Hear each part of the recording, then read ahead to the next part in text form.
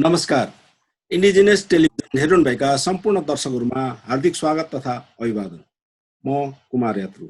सदाझै आज पनि हामी जनताको सवाल जनसवाल कार्यक्रम लिएर आइपुगेका छौँ र यस कार्यक्रममा समसामयिक सामाजिक विषय, आर्थिक विषय, राजनीतिक विषय र हरेक सांस्कृतिक विषयहरूमा हामी छलफल र बहस गर्ने गर्दछौँ। खास गरिकन हामी सरकारवालाहरूसँग छलफल र बहस गर्ने गर्दछौँ। एक क्रममा आज पनि हामी जुटिसकेका छौँ। आज पनि हामी ब्रिटिस गोर्खा सैनिकको सन्दर्भ, उहाँहरूको समस्या, चुनौती र नेपालमा त्यसको योगदानको सन्दर्भमा हामी खास गरेर हामी छलफल गर्नेछौँ। आजको यस बहसमा हामीलाई भर्चुअल प्रविधि मार्फत जोडिसक्नु भएको छ। सबैभन्दा पहिला म हाम्रा अतिथिहरूलाई म परिचय गराउन चाहन्छु। हामीसँग हुनुहुन्छ वरिष्ठ मानवशास्त्री डाक्टर ओम गुरुङ। उहाँ नेपाल आदिवासी जनजाति महासङ्घका पूर्व महासचिव हुनुहुन्छ। यसै गरिकन भूतपूर्व गोर्खा सैनिकको मुद्दाको सन्दर्भमा लामो समयदेखि वकालत गर्दै आउनुभएको छ। म कार्यक्रममा उहाँलाई हार्दिक स्वागत गर्न चाहन्छु। यसै गरी संयुक्त अधिराज्य बेलायतबाट भूतपूर्व गोर्खा सैनिककै मुद्दामा यसकै सवालमा चाहिँ लामो समयदेखि छलफल र बहस र गर्दै आउनुभएका गोर्खा स्मारक ट्रस्टका महासचिव हुनुहुन्छ डाक्टर चन्द्रबहादुर गुरुङ। उहाँ पनि जोडिनु भएको छ। उहाँलाई पनि म कार्यक्रममा हार्दिक स्वागत गर्न चाहन्छु। यसै गरिकन आज हाम्रो कार्यक्रममा हुनुहुन्छ म चाहिँ लेखक तथा साहित्यकार भन्न चाहन्छु विश्वास दिप्तिकला। उहाँ क्यान्टरबरी विश्वविद्यालयमा अध्ययनरत हुनुहुन्छ, मास्टर डिग्रीमा अध्ययनरत हुनुहुन्छ र विभिन्न खालको उहाँका कृतिहरू पनि प्रकाशित भएका छन्। उहाँ भूतपूर्व गोर्खा सैनिक पनि हुनुहुन्छ र उहाँ पनि बेलायतबाट नै हामीसँग जोडिनु भएको छ। उहाँलाई पनि म कार्यक्रममा हार्दिक स्वागत गर्न चाहन्छु। तपाईँ दर्शकहरूलाई पनि थाहा भएकै कुरा हो, गोर्खा भर्ती एउटा नेपालको एउटा अभिन्न अङ्ग बनेको छ। नेपाली जनताको, नेपाली नागरिकको सन्दर्भमा खास गरिकन ब्रिटिस सैनिक सेवामा औपचारिक रूपमा जाने एउटा परम्परा पनि बनेको छ। यसको इतिहासको कुरा गर्ने भने करिब करिब 200 वर्ष उकालो लागेको छ। 1816 को सुगोली सन्धि र त्यसपछि सन् 1947 को त्रिपक्षीय सन्धिपछि प्रारम्भ भएको। यस क्रममा हामी लाखौं गोर्खाली सैनिकहरू, खास गरिकन आदिवासी जनजातिका युवाहरू गोर्खा सैनिकमा गएका छन् र त्यसको परिणाम के भएको छ हामी सबैको सामु छ। कुनै पक्षबाट यसको सकारात्मक टिप्पणी भइरहेको छ भने कुनै पक्षबाट नकारात्मक टिप्पणी भइरहेको छ। आज हामी यिनै विषयमा विद्वत वर्गहरूसँग हामी लेखाजोखा गर्नेछौँ। सबैभन्दा पहिला म विश्वास दिप्तिकला कहाँ जान चाहन्छु। उहाँ युवा पनि हुनुहुन्छ, लेखक हुनुहुन्छ, समीक्षक हुनुहुन्छ, साहित्यकार र उहाँ पत्रकार पनि भन्न मिल्ने स्थिति छ। गोर्खा भर्तीले नेपाली समाजलाई के योगदान दियो भन्ने प्रसङ्ग उठ्यो भने विश्वासजी तपाईँको के जवाफ हुन्छ? पहिला म यो जवाफबाट कार्यक्रम सुरु गर्न चाहन्छु। पहिला विश्वासजीलाई धन्यवाद। सबैभन्दा पहिलो नम्बर कुरा, गोर्खा भर्ती सुरुवातले तत्कालीन नेपालका शासकहरूको शासन सत्ताले चाहिँ स्थायित्व प्राप्त गर्यो। किनभने उनीहरूले चाहिँ अतिक्रमण गरेर अलिकति आक्रमण गरेर एउटा मुलुकलाई चाहिँ विस्तार गरेका थिए। त्यो बेला चाहिँ विद्रोह हुने सम्भावना त्यतिकै थियो, विरोध हुने सम्भावना थियो। अनि यो गोर्खा भर्तीमा ती युवाहरूलाई, ती सोसाइटीका युवाहरूलाई चाहिँ बाहिर पठाइदिएपछि त्यो कुरा चाहिँ टरेर गयो। पहिलो नम्बर कुरो, नेपालको तत्कालीन राज्य सत्ताका शासकहरूको सत्ता चाहिँ स्थायित्व प्राप्त गर्यो। दोस्रो नम्बर कुरो, शासित वर्ग भनौँ अब हैन, शासित वर्गका सोसाइटीहरू धेरै पीडित बने, उत्पीडित बने र अहिले उनीहरू चाहिँ अहिले पनि नेपालको मेन स्ट्रिमको राजनीतिमा उनीहरूको पहुँच खासै छैन। दोस्रो कुरा त्यो रह्यो। र तेस्रो कुरा चाहिँ अन्ततः यो 204 वर्ष लामो इतिहासमा गोर्खाहरू जब बाहिर आइसके पश्चात उनीहरू कहीँ न कहीँबाट पछिल्लो समय, पहिलाको कुरा गर्न नसकिएला, पछिल्लो समय चाहिँ उनीहरू आर्थिक रूपबाट पनि केही मजबुत भए, अनि बौद्धिक रूपबाट नि उहाँहरूले केही शिक्षा हासिल गरे, चेतना हासिल गरे र अहिले चाहिँ उनीहरूले चाहिँ राम्रो एउटा प्रगति गरिरहेका छन् र जुन कुरा चाहिँ नेपालको शासकहरूको निमित्त एउटा थ्रेट बनेको हो कि भन्ने चाहिँ लाग्छ। अहिले मैले यति बोले। धन्यवाद। एकदम यहाँले सन्तुलित समीक्षा गर्नुभएको छ। म डाक्टर चन्द्रबहादुर गुरुङ कहाँ जान चाहन्छु। उहाँ गोर्खा सैनिकको सम्बन्धमा नजिकबाट अनुसन्धान गर्ने, अध्ययन गर्ने व्यक्तित्व हुनुहुन्छ।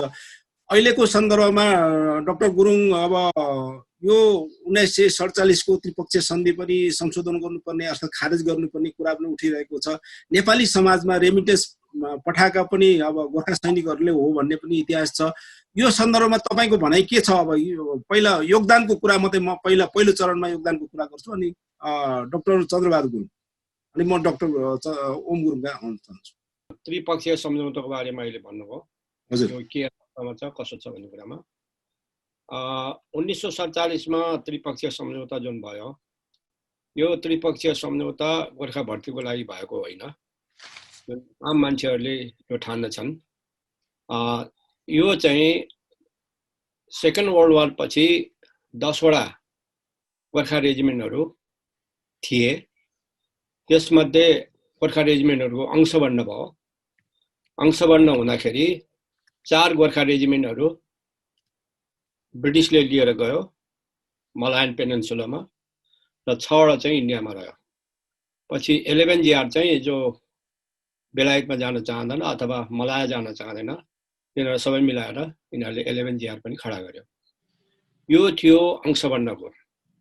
तर यो चाहिँ गोर्खा भर्तीको लागि गरिएको थिएन। र यो सन्धि अहिले एकपक्षीय रूपमा खारेज भएको छ। तर यो खारेज भएको कुरा नेपालको शासकहरूले पनि अनदेखा गरेको छ। यस्तै गरेर बेलायतले अनि इन्डियाले पनि त्रिपक्षीय सम्झौताको बारेमा उनीहरू अनभिज्ञको रूपमा बसेको छ। हामी के भन्छौँ भने, हामी गेसोहरू, म गेसोको संस्थापक महासचिव हो, पदमबहादुर म हो। हामी दुईले नै 1990 मा चलाएको यो आन्दोलन। हामी के भन्छौँ भने 1947 को सन्धि जुन छ त्यो सन्धि पनि होइन, त्यसलाई मेमोरेन्डम अफ अन्डरस्ट्यान्डिङ को आर्टिकल हो। र त्यसमा यति खानी उति खानी, ओभरसिज जाँदाखेरि यति पैसा पाउने भने, किनभने बेलायतले त्यो बेलामा कुनै पनि गोर्खा सैनिकलाई ब्रिटिसको भूमिमा राखेको थिएन। त्यो गोर्खा सैनिक चाहिँ मलायामा बसेको थियो। मलाया, हङकङ उसको आफ्नो कोलोनी हुने ठाउँमा राखेको थियो। र जब हामीले गोर्खा आन्दोलन सुरु गर्यौं, अलिकति लामो होला तर अलिकति बुझिदिनु, म छोटोमा भन्न चाहन्छु। हजुर, गोर्खा आन्दोलन सुरु भइसकेपछि हामीले 4 वटा मुद्दा ब्रिटिस अदालतमा दियौं। 3टा मुद्दा, एउटा पिओडब्ल्यूको मुद्दा थियो, त्यो हामीले विजय गर्यौं। पेन्सनको मुद्दा चाहिँ त्यसमा विजय हुन सकेन। र त्यस पछाडि हामीले सेटलमेन्टको मुद्दा जुन लड्यौं, त्यो सेटलमेन्टको मुद्दा चाहिँ 30 सेप्टेम्बर 2008 मा ब्रिटिस हाई कोर्टले इक्वल गराइदियो र त्यो बराबर गरिदियो। अनि त्यस पछाडि चाहिँ तर के हुन्छ भनेदेखि कानुनले, अदालतले हामीलाई बराबर गराइदियो, तर कार्यपालिकाले त्यसलाई बराबर गरिदिएन। कार्यपालिका भनेको प्राइम मिनिस्टर, मन्त्रीमण्डल। अनि त्यो नगरेपछि त्यस बेलाको गोर्डन ब्राउन सरकार थियो र त्यसै बेलामा चाहिँ जब अदालतमा विजय भइसकेपछि त्यो मुद्दा अगाडि किन अदालतको नर्म्स अनुसार काम गरेन भनेर हामीले आन्दोलन चर्कायौं। त्यसै बेलामा जोआना लोम्लीहरू, पिटर क्यारोलहरू र निक क्लेगहरू, उहाँहरू सबै यस मुद्दामा चाहिँ आउनुभयो। र विशेष गरेर यो मुद्दामा सबैभन्दा ठुलो योगदान चाहिँ हामीलाई जोआना लोम्लीले दिनुभयो। किन भन्दाखेरि उहाँ चाहिँ 1946 मा श्रीनगरमा, कश्मीरमा जन्मेको हुनाले उसको बुवा चाहिँ इन्डिया ब्रिटिस आर्मीमा हुनुहुन्थ्यो। र पछि आन्दोलनको बेलामा उहाँले के भन्नुभयो भने, यदि 1945 को जुन चाहिँ सेकेन्ड वर्ल्ड वार छ, त्यस बेलामा चाहिँ मेरो बाबु मरेको भए, किनभने उसको बाबु चाहिँ घाइते थियो, त्यो घाइतेलाई चाहिँ उद्धार गरेको गोर्खालीहरूले हो। त्यसरी उद्धार नभएको भए म आज जन्मने थिएन। त्यसो भएको हुनाले यदि ब्रिटिसले यस्तै खालको अदालतले भनेको कुरालाई मान्दैन भने म चाहिँ ब्रिटिसको नागरिकता त्याग्न चाहन्छु भनेर उसले भन्यो। अनि हामी सबैलाई ग्याल्भनाइज गर्नुभयो। हामी सबैले सक्रिय रूपमा उहाँले चाहिँ लैजानुभयो र यसरी चाहिँ अगाडि बढ्यो र त्यस पछाडि 24 अप्रिल 2009 मा ब्रिटिसको हाइकोर्टले ब्रिटिसको संसदले भने ब्रिटिस सरकारले एउटा एक पानाको गोर्खा नीति हामीलाई दियो। त्यो गोर्खा नीति अनुसार कुनै पनि गोर्खाहरू बेलायतमा आउन सक्ने अवस्थामा भएन। त्यस पछाडि त्यही दिन जवाहरलाल लुम्लीले रुँदै, निक क्लेग हुनुहुन्थ्यो उप प्रधानमन्त्री, उहाँको अगाडि रुँदै यसको मोसन चाहिँ बेलायती अदालतमा टेबल गर्नुपर्छ भनेर भन्नुभयो। त्यसको ठिक 4 दिनपछि 29 अप्रिल 2009 मा बेलायती अदालतमा त्यो मोसन चाहिँ टेबल भयो। 4.5 घण्टाको छलफल भयो। छलफल भइसकेपछि त्यसको आउटकम के भयो भन्दाखेरि चाहिँ अनि लास्टमा चाहिँ भोटिङ भयो। भोटिङ हुँदाखेरि 267 गोर्खाको पक्षमा, 246 गोर्खाको विपक्षमा भएर 21 मतको मार्जिनमा गोर्खाहरूले विजय गर्यो।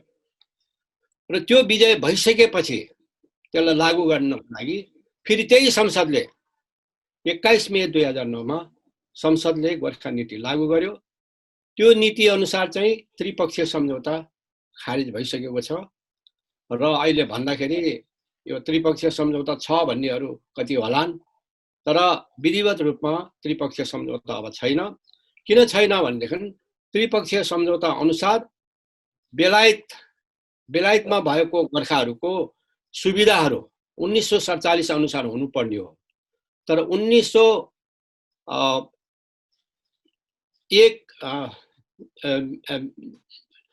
जुलाई 1997 लाई प्री र पोस्ट दुई किसिमको नीति राख्यो र 1997 भन्दा अगाडि जो पेन्सन भयो उनीहरूको लागि यसले काम गरेन। र अहिलेको झगडा भनेको ज्ञानराज राईजीहरूको जुन झगडा छ, मुद्दा छ, सत्याग्रहको कुरा छ, यो प्री 97 को कुरालाई लिएर भएको हो र पोस्ट 97 चाहिँ सिद्धिसक्यो। र पोस्ट 97 अनुसार अहिले जति पनि गोर्खाहरू ब्रिटिस आर्मीमा छन् दे आर इक्वल हुन्छ। ब्रिटिस छ। र त्यसो भएको हुनाले अहिले आएर मैले अलिकति तपाईहरुलाई क्लियर गर्न चाहन्छु। अहिले आएर के छ भन्नु होला भने 97 प्री र पोस्ट 97 गरेर भएको हुनाले अहिले चाहिँ बेलायती सरहको भएको हुनाले पहिला इन्डियाले जे जति पेन्सन हुन्छ त्यही अनुसारको गर्ने, त्यहाँको पेरोल अनुसार चाहिँ त्यहाँको यदि बढ्यो भनेदेखि पे कोड अनुसार बढ्यो भने बढाउने भन्ने थियो। तर अब त्यो भएन। अब चाहिँ पूरा रूपमा भइसकेको छ र मैले यो कुराहरू भन्नको लागि मैले ठाउँ भने हैन। तर अब त्रिपक्षीय सम्झौता छँदै छैन जसले क्लेम गरेको छ। हस्, पछि म यहाँका आउने छु। डाक्टर ओम गुरुङलाई म समय दिन चाहन्छु। खास गरिकन 1947 को त्रिपक्षीय सन्धि त खारिज भइसकेको कुरा हाम्रो डाक्टर चन्द्रबहादुर गुरुङले गर्नुभएको छ। यसै गरिकन हाम्रो विश्वास तिगेलाले पनि एउटा समाजलाई एउटा सकारात्मक प्रभाव पनि परेको छ भन्ने खालको प्रश्न पनि अर्थ उठाउनु भएको छ। यसमा पहिला डाक्टर ओम गुरुङको के टिप्पणी छ यसमा म प्रवेश गर्छु न, अरू विषयमा पछि हामी छलफल गर्ने नै छौँ। डाक्टर ओम गुरुङलाई म समय। अब यो गोर्खा भर्तीले नेपाली समाजमा कस्तो असर पार्यो, के योगदान दियो भन्ने अथवा के चाहिँ त्यो खालको चाहिँ तपाईको नकारात्मक असर के पर्यो भन्ने बारेमा जुन प्रश्न उठाउनु भयो र त्यो टिकिला भाइले राम्रोसँग त्यसको जवाफ दिनुभएको छ। हो, अहिलेलाई पछिल्लो समयमा आएर गोर्खा भर्ती एक किसिमको त्यो इस्टाब्लिश कल्चर भइसक्यो नेपाली समाजमा। भर्ती हुने एक किसिमको चाहिँ तपाईको संस्कार बस्यो कि पहिला जबरजस्ती एकदम सरकारी दण्ड लगाएर हुकुम प्रणालीद्वारा चाहिँ गाउँका मुखियाहरूलाई, ठालुहरूलाई एउटा पुर्जी पठाएर, आदेश पठाएर यो चाहिँ तपाईको 16 वर्ष माथिका 32 इन्ची छाती भएका 5 फिट 2-3 इन्ची उचाइ भएकाहरूलाई जसरी हुन्छ सबैलाई समातेर पठाऊ गोर्खा भर्तीमा भन्ने खालको उर्दी थियो। राणा शासकहरूको बेलायतले त्यो अनुसारको भर्ती चाहन्थ्यो, किनभनेदेखि दुईवटा विश्वयुद्धको बेलामा धेरै चाहिँ तपाईँको जवानहरू चाहिएको थियो र त्यति बेला जबरजस्ती पठाइन्थ्यो। कतिपय चाहिँ तपाईँको गोर्खाली युवाहरू जो चाहिँ तपाईँको भाग्थे भर्ती हुन मान्दैन्थे, तिनीहरूलाई चाहिँ तपाईँको एकदम स्थानीय तहको अथवा गाउँको मुखियाहरूले पुलिस प्रहरी लगाएर पनि समातेर चाहिँ तपाईँको भर्ती गर्न पठाएको इतिहासहरू चाहिँ तपाईँको साक्षी छन्। र अघि नै टिकलाजीले भने चाहिँ यो राज्यको शासकहरूले आफ्नो शक्ति केन्द्रीकृत गर्ने र आफ्नो चाहिँ तपाईँको शासन सत्ता एकदम जहिले पनि चाहिँ तपाईँको एकदम बडो निश्चिन्त भएर चाहिँ चलाइरहने त्यो खालको चाहिँ तपाईँको ऊ हो। त्यस कारणले शासकहरूले सबै युवाहरूलाई विदेश धपाएर प्लान गराएर यहाँ चाहिँ तपाईँको आफ्नो शासन सत्तामा हालिमुहाली गर्ने, देशको चाहिँ स्रोत सुविधा साथै आफैले चाहिँ तपाईँको कुम्ल्याउने त्यो खालले चाहिँ पठाउँथे र त्यसले चाहिँ तपाईँको देशमा जनसाङ्ख्यिक स्थितिमा बिगारेको छ। यहाँको जुन प्रोडक्टिभ फोर्स हो, एउटा उत्पादनशील चाहिँ तपाईँको युवा जमात, त्यसले चाहिँ तपाईँको खेल्नुपर्ने भूमिका, त्यसले गर्नुपर्ने उत्पादन सबै चाहिँ तपाईँकोमा त्यसले चाहिँ तपाईँको ह्रास ल्याएको छ र अलि पछि गएर आएर त अब त्यो खालको चाहिँ संस्कार बस्यो कि भर्ती नहुनेले त छोराले चाहिँ तपाईँको श्रीमतीसम्म नपाउने अवस्था पनि आयो। विशेष गरी हाम्रो जनजाति चाहिँ समुदायमा गुरुङ, मगर, राई, लिम्बू आदि समुदायमा त जसको छोरा लाउरे छैन, त्यो पनि बेलायतको, त्यसको छोरालाई तपाईँको दुलै पनि नदिने, छोरी पनि नदिने र हामी जस्तो पढे लेखेकाले पनि श्रीमती पाउन गाह्रै हुन्थ्यो हाम्रो समाजमा। त्यो सम्मको एक खालको संस्कार संस्कृतिको विकास भयो। त्यस्तो खालको अवस्था चाहिँ नेपाली समाजमा परेको थियो र अब आर्थिक हिसाबले केही चाहिँ तपाईँको देशमा त्यसले ठुलो टेवा पुर्यायो। यहाँको चाहिँ तपाईँको आर्थिक अर्थतन्त्रमा वैदेशिक एउटा भनौँ करेन्सीको फरेन एक्सचेन्जमा रेमिटेन्सले ठुलो चाहिँ तपाईँको मद्दत पुर्यायो। त्यस कारणले केही न केही रूपमा आफ्नो देशको श्रम शक्ति बेचेपछि त्यसबाट आउने जुन किसिमको रेमिटेन्स हो अथवा डिप्रेसन हो, त्यसले चाहिँ तपाईँको देशको अर्थतन्त्रलाई अलिकति तपाईँको टेवा पुर्याउनु त्यो स्वाभाविक हो। तर त्यो आर्थिक रूपले त्यसरी चाहिँ तपाईँको विश्लेषण गरियो भने देशलाई अलिअलि चाहिँ तपाईँको एउटा चाहिँ अर्थतन्त्रमा ठुलो टेवा पुर्यायो। व्यक्तिगत रूपमा पारिवारिक हैसियत पनि राम्रै भयो। उनीहरूको छोराछोरीहरूले पढ्ने, बोर्डिङ स्कुलमा जाने, घरहरू बनाउने, जग्गा जमिन किन्ने त्यो खालको। र नेपालमा विश्लेषणहरूले के भन्छन् भनेदेखि अध्ययनहरूले एक किसिमको चाहिँ तपाईँको एउटा आधुनिकीकरण गर्न र कल्चरल चेन्ज होइन सामाजिक एउटा परिवर्तन ल्याउन पनि त्यसले चाहिँ भूमिका खेलेको छ। किनभनेदेखि गोर्खा सेनाहरू विभिन्न देश विदेशमा पुगेर त्यहाँका संस्कार संस्कृति शिक्षण, आधुनिक कुरोमा चाहिँ तपाईँको उनीहरूको केही न केही ज्ञान उनीहरूले हासिल गर्छन् र त्यो अनुसारको आफ्नो जीवन पद्धतिमा उनीहरूले विशेष परिवर्तन ल्याउँछन् र त्यसले चाहिँ गाउँघरमा राम्रै प्रभाव पारेको छ। अब एकजना विद्वान प्रोफेसर विद्यावीर कंसाकारले त रेमिटेन्स एन्ड डेभलपमेन्ट, गोर्खा सैनिकको रेमिटेन्सले विकास पनि भएको छ, विभिन्न गाउँघरको विकासहरूमा यसले ठुलो चाहिँ टेवा पुर्याएको छ भन्ने समेत पनि लेखेको छ। त्यस कारण त्यो हिसाबले विकासमा, अर्थतन्त्रमा, सामाजिक सांस्कृतिक परिवर्तनमा यसको योगदान छ। तर यसको चाहिँ तपाईँको योगदान भन्दा पनि यसले पारेको प्रभाव यो एक किसिमको कहिले नमितिने प्रभाव र कहिले पुरा नहुने अघि इरिभर्सिबल इम्प्याक्ट भन्छ नि, त्यो खालको चाहिँ तपाईँको इरेपेरेबल चाहिँ जुन इम्प्याक्ट हो त्यो राम्रो भइरहेको छ कि अहिलेसम्म त्यो अचम्मको चाहिँ तपाईँको इम्प्याक्ट छ। त्यसको विश्लेषण गर्नुपर्छ। सामाजिक सांस्कृतिक हिसाबले उता राम्रो मात्र भएन, नराम्रो पनि भएको छ। हाम्रो समाजमा जुन किसिमको कुसंस्कारहरू भित्रिएका छन्, आफ्नो छोराछोरीहरूलाई चाहिँ तपाईँको घरमा छोडेर जो विदेशमा पलायन हुन्छन्, विदेशतिर बस्छन्, त्यो छोराछोरीहरूको यहाँ चाहिँ तपाईँको जुन किसिमको हेरचाह एउटा भनौँ गर्नुपर्ने अभिभावकत्व गुमाएका छन्। अभिभावकत्व गुमेपछि उनीहरूको चाहिँ छोराछोरीमा एक खालको विसङ्गति, विकृतिहरू आइरहेको छ, सांस्कृतिक विसङ्गतिहरू आइरहेको छ। कुलतहरूमा परिरहेका हाम्रा कतिपय चाहिँ तपाईँको उदाहरण हामीले भेट्टाउँछौँ त्यसले गर्दा त्यसको इम्प्याक्ट पनि त्यतापट्टि पनि मूल्याङ्कन गर्यो भने त्यसले पनि चाहिँ असर एउटा राम्रो भनेर नराम्रो पारेको हामी भेट्टाउँछौँ। देशमा चाहिँ हामी राजनीतिबाट जहिले पनि अघि भन्नुभयो राज्यको शासन सत्ताबाट मूलधारबाट हामी जहिले पनि अलगिएका छौँ। विशेष गरी आदिवासी जनजाति र गोर्खा सैनिकका परिवारहरू उनका चाहिँ तपाईँको प्रतिनिधित्व शासन सत्तामा त के अब इभन स्थानीय तहको राजनीतिमा पनि राजनीतिक चाहिँ तपाईँको सङ्घ संस्थामा पनि उनीहरूको प्रतिनिधित्व छैन।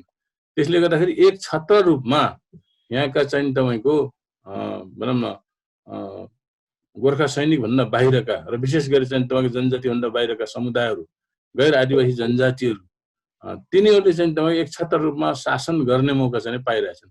त्यसले गर्दा हामीले कमार ल्याउँछौँ, हामीले चाहिँ तपाईँको विभिन्न खालका ज्ञान, विभिन्न खालको चाहिँ तपाईँको प्रविधि, विभिन्न खालका चाहिँ सिप कलाहरू सिकेर आउँछौँ। त्यसको यहाँ चाहिँ तपाईँको प्रयोग गर्ने, सदुपयोग गर्ने त्यो खालको चाहिँ अवस्था कहिले पनि त्यो खालको एउटा भनौँ न एउटा अपर्च्युनिटी, त्यो अवसर कहिले पनि पाइन्न। त्यसले गर्दाखेरि विदेशमा हुने जुन समुदायका जुन वर्गका मान्छेहरू छन् ती जहिले पनि विदेशै मात्रै धाउनु पर्ने, नेपालमा स्वदेशमा बसेर उनीहरूले चाहिँ त्यस्तो खालको अवसर पनि देख्दैनन्, त्यो खालको स्पेस, त्यो खालको चाहिँ ठाउँ पनि पाउँदैनन्, त्यो खालको चाहिँ उचित खालको चाहिँ तपाईँको रेस्पेक्ट सम्मान पनि पाउँदैनन्। त्यसले गर्दा एउटा वर्ग समुदाय जहिले पनि विदेशमा हिँडे विदेशतिर ढाएको ढाइ, चाहे त्यो गोर्खा सैनिकको नाममा होस् अथवा चाहिँ तपाईँको विदेश चाहिँ तपाईँको वैदेशिक रोजगारको माइग्रेन्ट वर्करको रूपमा एउटा चाहिँ बाहिर चाहिँ नै जानुपर्ने, अर्को चाहिँ तपाईँको बाहिरबाट आएको रेमिटेन्समा हालिमुहाली चाहिँ गर्ने, यहाँको शासन सत्तामा चाहिँ तपाईँको एक छत्र रूपबाट चाहिँ तपाईँको आफूलाई आफ्नो वर्चस्व जमाउने। त्यसले गर्दाखेरि हाम्रो राजनीतिक जुन किसिमको प्रतिनिधित्व हुनुपर्ने, राजनीतिमा हाम्रो जुन किसिमको सहभागिता हुनुपर्ने त्यो खालको छैन। त्यसले गर्दाखेरि यसको असर राम्रो भन्दा पनि चाहिँ केही हदमा राम्रो भएको छ, त्यो अर्कै कुरा। व्यक्तिगत रूपमा केही भएको छ, भौतिक विकासको एउटा क्षेत्रमा केही चाहिँ प्रगतिहरू भएका छन्, तर त्यो कसैले राम्रै पढेका पनि छन्, कसैले चाहिँ तपाईँको राम्रो खालको जागिरहरू पनि पाएका होलान्, तर समग्रमा सबैले त्यो खालको अवसरबाट एउटा चाहिँ तपाईँको जहिले पनि बाहिरिनु पर्ने, त्यो खालको अवसरबाट जहिले पनि चाहिँ चुक्नु पर्ने त्यो खालको अवस्था बनायो हुनाले त्यसको असरलाई त्यसरी पनि हामीले चाहिँ हेर्न सकिन्छ भन्ने कुरो मैले चाहिँ तपाईँको जहिले पनि चाहिँ गरिराखेको छु। अब अहिले जुन 1947 को त्रिपक्षीय सन्धि को कुरो त्यहाँले उठाउनु भयो, त्यो त्रिपक्षीय सन्धि अब चन्द्रबहादुरजीले एकपक्षीय रूपबाट खारेज भयो भनेर त भन्नुभयो। अब त्यो खारेजी भएको छ भन्ने कुरो मैले चाहिँ मलाई चाहिँ तपाईँको त्यति राम्रोसँग चाहिँ विश्वास चाहिँ लागेको छैन। किनभनेदेखि अब यो सन्धि खारेज हुनको लागि अब नेपालले चाहिँ के चाहिँ पहल गरेको छ, नेपालको तर्फबाट के भनेको छ? नेपालको सरकारले त अहिलेसम्म त्रिपक्षीय सन्धि खारेज भयो भनेर त कहिले भनेको पनि छैन। त्यसरी चाहिँ भारतले पनि त्यो कुरो चाहिँ कहिले पनि भन्दैन। किनभनेदेखि त्यो यदि त्यो सन्धि त्रिपक्षीय हो भने त्यो जसरी चाहिँ तपाईँको सन्धि चाहिँ तपाईँको सम्पन्न गर्नलाई, सन्धि गर्नलाई त्रिपक्षीय चाहिँ देशका शासकहरू, 3 देशका शासकहरू अथवा त्यहाँका चाहिँ तपाईँ सरकारहरूले गरेका हुन्, त्यसरी चाहिँ तिनै देशका बसेर यो यसरी खारेज भई यसरी चाहिँ हामीले हटायौँ भनेर भन्नुपर्ने।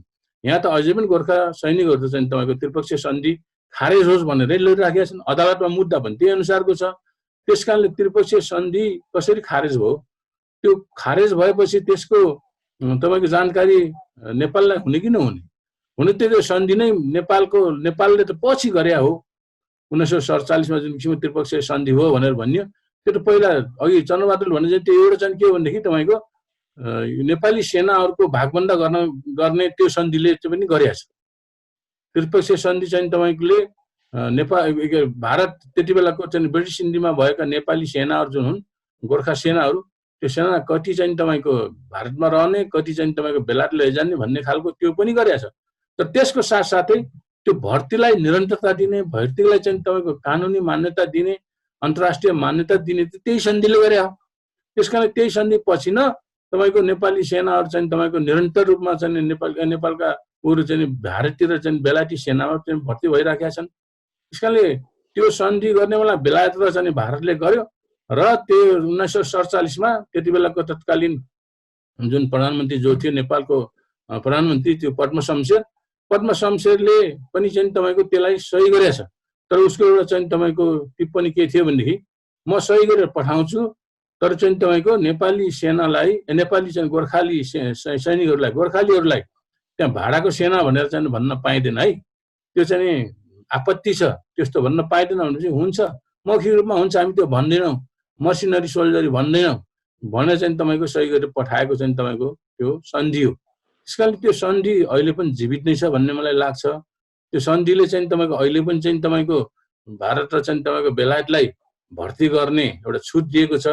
यदि त्यो त्रिपक्षीय सन्धिको आधारमा अहिले भर्ती गरिएको छैन भनेदेखि त्यसपछि कुन सन्धि हो? कुन सन्धिले अहिलेसम्म नेपाली चाहिँ तपाईँको युवाहरूलाई भारतीय अथवा चाहिँ तपाईँको बेलायती सेनामा भर्ती गर्ने त्यो खालको चाहिँ व्यवस्था गरेको छ? त्यसको ठाउँमा अर्को सन्धि त हुनुपर्ने। त्यस कारण त्यस्तो सन्धिहरू हामी चाहिँ अहिलेसम्म अर्को सन्धि भएको भने पाउँदैनौँ। त्यस कारणले यी कुराहरूमा अलिकति कन्फ्युजन चाहिँ तपाईँको क्रिएट भयो। 2009मा चाहिँ तपाईँको अदालतले खारेज गर्यो, एकपक्षीय रूपमा त्यो खारेज भइसकेछ। अब त्यो सन्धि छैन भन्ने कुरो चाहिँ कति चाहिँ तपाईँको त्यो विश्वासिलो कुरा हो, कतिको आधिकारिक कुरा हो, त्यो बारेमा चन्द्रजीले नै चाहिँ स्पष्ट पार्नुहुन्छ। मलाई चाहिँ तपाईँको त्यो सन्धि खारेज भएको छ भन्ने कुरोको चाहिँ तपाईँको त्यस्तो खालको मलाई लाग्दैन। धन्यवाद छ डाक्टर साहब। हाम्रो डाक्टर चन्द्रबहादुर गुरुङ फेरि जोइन हुँदै हुनुहुन्छ। म विश्वासदीप तेलालाई कहाँ जान चाहन्छु। अब यहाँ 1947 को सन्धि खारिज भयो कि खारिज भएन भने दुईजना डाक्टर साहबहरूको नि फरक मत देखियो। तपाईँको विचारमा 1947 को सन्धि खारिज भए पनि नभए पनि गोर्खा भर्ती त जारी छ होला। यो आकर्षण पनि छ फेरि युवाहरूको जता जाने। अघि डाक्टर साहबले, डाक्टर ओम गुरुङले भने जस्तै के को कारणले त्यहाँ के आकर्षण छ र अर्थात् किन मान्छेहरू चाहिँ गोर्खा भर्तीमा जान लालयत हुन्छन्? अब असमानता, त्यसको विभेदहरूको विरुद्धमा हामी धेरै प्रशस्त आवाजहरू उठाउँछौँ। के होला? म विश्वासदीप तेला, तपाईँको विश्लेषण के छ? हजुर, पहिलो नम्बर कुरो हाम्रो प्रोफेसर गुरुङ सरले भन्नुभयो यो खारेज भएको छैन भन्नुभयो, र हाम्रो डाक्टर चन्द्र सरले चाहिँ भन्नुभयो यो एकपक्षीय खारेज भयो भन्ने कुरा। तर यसमा चाहिँ मेरो विश्लेषण के छ भने यो चाहिँ अब नेपाल सरकारको निम्ति चासोको भन्दा बाहिरको विषय रह्यो। त्यसैले पनि उनीहरूले यसलाई एकदम इग्नोर गरेको छ। यो भए पनि हुने, नभए पनि हुने खालको भएको हुनाले नेपाल सरकारले यसलाई खास वास्ता गर्न नचाहेको र नसकेको पनि हो। किनभने यदि सरकार सक्षम र सबल हुने हो त ऊ आफै अग्रणी भएर यो यसमा चाहिँ संलग्न हुन्थ्यो। तर नेपाल सरकारमा त्यो खालको पहुँचै देखिँदैन र त्यो खालको सोच पनि देखिँदैन। पहिलो नम्बर कुरा नेपाल सरकारसँग त्यो राम्रो नियत देखिएन। दोस्रो नम्बर कुरा अहिले पनि हेर्ने हो भने पछिल्लो समय एमसीसी देखि लिएर अरू देशसँगको एग्रिमेन्ट हेर्ने हो भने नेपाल सरकार त सरकारै होइन जस्तो लाग्ने। उसलाई त्यो भाषिक पहुँच पनि नभएको हो कि कूटनैतिक पहुँच नभएको हो कि अलिकति त्यो भनौँ न इच्छा शक्ति नभएको हो। अहिले पनि त्यो देखिन्छ।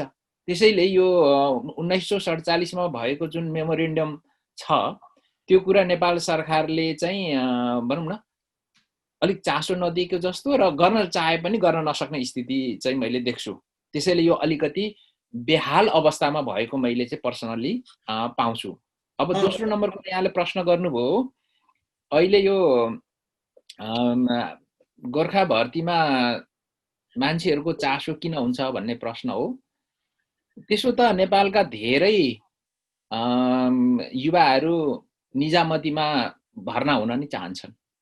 किन चाहन्छन् हैन? त्यो मेरो प्रति प्रश्न। किनभनेदेखि जो निजामतीमा जोइन हुन चाहनुहुन्छ उहाँहरूको साथ सङ्गत, उठबस, इन्भाइरोमेन्ट त्यो खालको छ हैन? त्यसैले उहाँहरूको चाहिँ आकर्षण त्यसमा छ।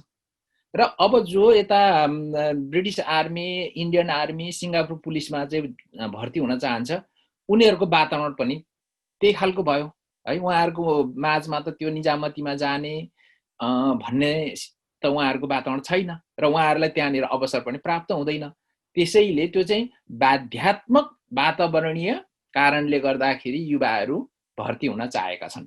तर ती युवाहरूलाई नै नेपालको निजामती क्षेत्रमा चाहिँ अवसर हुने र उनीहरूलाई पनि यो पावर प्लेको चाहिँ अनुभव हुने हो भने उनीहरू यता भर्ती होइन, उनीहरू निजामतीमै जान्थे भन्ने चाहिँ मेरो बुझाइ। हुन्छ डाक्टर चन्द्र गुरुङ पनि आइसक्नु भएको छ, चन्द्रबहादुर गुरुङ पनि आइसक्नु भएको छ। 1947 को सन्धि त अब डाक्टर ओम गुरुङले त त्यो खारिज भएको हामीलाई थाहा भएन। उहाँले अब डाक्टर चन्द्र गुरुङले कसरी चाहिँ त्यो भन्नुभयो भन्ने खालको कुरा गर्नुभयो। यदि 1947 को सन्धि खारिज भएको भए त गोर्खा भर्ती फेरि रोकिनु पर्ने हो, फेरि यहाँले फेरि गोर्खा भर्तीसँग सम्बन्धित छैन पनि भन्दै हुनुहुन्छ। अलिकति यसको विश्लेषण गरिदिनु त, अनि त्यसपछि फेरि हेर्नुहोस्। अब गोर्खा भर्ती 1947 को सन्धिको बारेमा मात्रै मैले भनेको हजुर, यो खारिज भयो भनेर।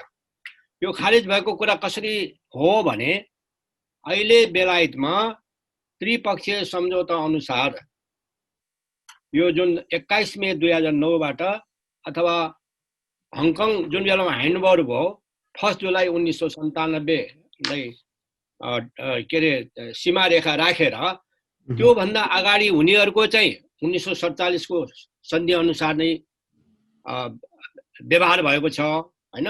त्यस पछाडि चाहिँ एकतर्फी रूपमा अदालत र बेलायतको संसदले त्यो खारिज गरेको छ। अब जहाँसम्म डाक्टर ओम सरको भनाइ छ हामीले यो थाहा छैन भन्ने कुरो, नेपालमा धेरै कुराहरू थाहा हुँदैनन् गोर्खालीको बारेमा। किन थाहा हुँदैन भने गोर्खाले आन्दोलन गरेर गरेको कामहरूको नेपालमा कुनै पनि पेपरले कुनै पनि कुराले आधिकारिक रूपमा हामीलाई एक्नोलेज गर्दैन।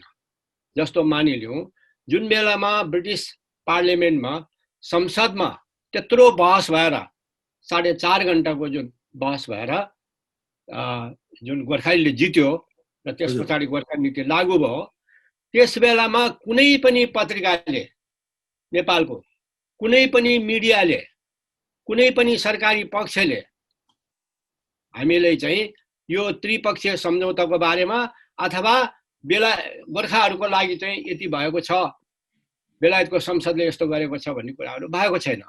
डाक्टर चन्द्र गुरुङलाई मैले होइन, म एउटा कुरा भन्न चाहन्छु, किनभने यो कुरा चाहिँ क्लियर गर्नुपर्छ। म के भन्छु भने डाक्टर ओम सर जस्तो व्यक्तिहरू जुन अहिले नेपालमा हुनुहुन्छ र उहाँले चाहिँ यो आदिवासी जनजातिको विषयमा जुन कुराहरू उठाइराख्नु भएको छ, उहाँले यो मुद्दालाई हेरेर हैन कुन किसिमले यो मुद्दा जित्यो, कुन किसिमको के भयो भन्ने कुरा उहाँले पत्ता लगाएर अब अहिले त के अरे समितिहरू गठन भएछ मलाई थाहा छैन, जनजाति भयो के भन्ने यो विभिन्न खालको जातीय सङ्गठनहरू गठन भएको पनि छैन होला कतिपय। किन छैन भनेदेखि अब नेपालको सत्ताले जे मन लाग्छ त्यही गर्छ, त्यसो भएको हुनाले त्यो भइरहेको छैन। अनि त्यस्तो ठाउँहरूमा उहाँहरू आएर यो कुरालाई आवाज निकालिदिनु पर्यो। होइन भने हामीहरू जस्तोसँग सोधेर नेपालको चाहिँ वकिलहरूसँग, यहाँको ब्यारिस्टरहरूसँग, यहाँको सरकारसँग सोधेर तपाईँले यो कुरा पत्ता लगाउनु पर्यो। तर त्यतिकै हावामा यो भन्न हुँदैन कि अब हामीलाई यो थाहा छैन भन्ने कुरा चाहिँ गर्न भएन। किनभने डे टु डे लाइफको कुरो, गोर्खालीहरूमाथि भएको कुराहरूको तपाईँले सही रूपमा, किनभने हामी यो अध्ययन केन्द्र पनि इन्डिजिनियस पिपल भयो हुनाले तपाईँले यसलाई चाहिँ राम्रोसँग, जस्तो मै नेपालमा 11 महिना पहिला बसेँ, अस्ति 8 महिना बसेँ र मलाई नै यसबारेमा लेक्चर दिन भनेको भए मैले यसमा दिन्थेँ होइन। किन भन्दाखेरि अब यो त सरकारी प्रेसर हो। यहाँ आएर चाहिँ केपी ओलीले के भन्नुभयो भने प्रधानमन्त्रीजीले अब हामी त्रिपक्षीय भने द्विपक्षीय गर्नु पर्यो भन्यो। अहिले भएको त्यही हो।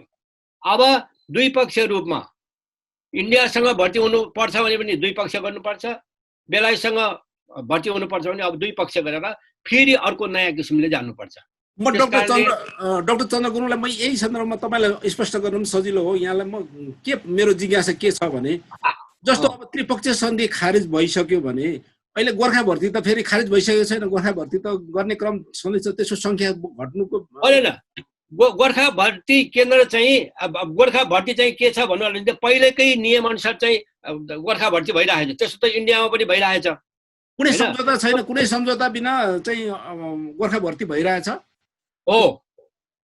तर अब हाम्रो भनाइ के हो भने जब त्रिपक्षीय सम्झौता यसरी खारिज भयो भनेर जुन बेलायती अदालत, बेलायतको संसद अनि बेलायतको संसदले पास गरेको गोर्खा नीति अनुसार खारिज भइसक्यो भनेपछि अब द्विपक्षीय सम्झौता गर्नुपर्छ भन्ने कुरो डाक्टर ओम जस्तो जुन नेपालमा एकदम जनजातिको बारेमा धेरै आवाज उठाउनुहुन्छ उहाँहरूले यसलाई चाहिँ अगाडि लगाएर चाहिँ भन्नु पर्यो यो कुरा यस्तो हो भनेर।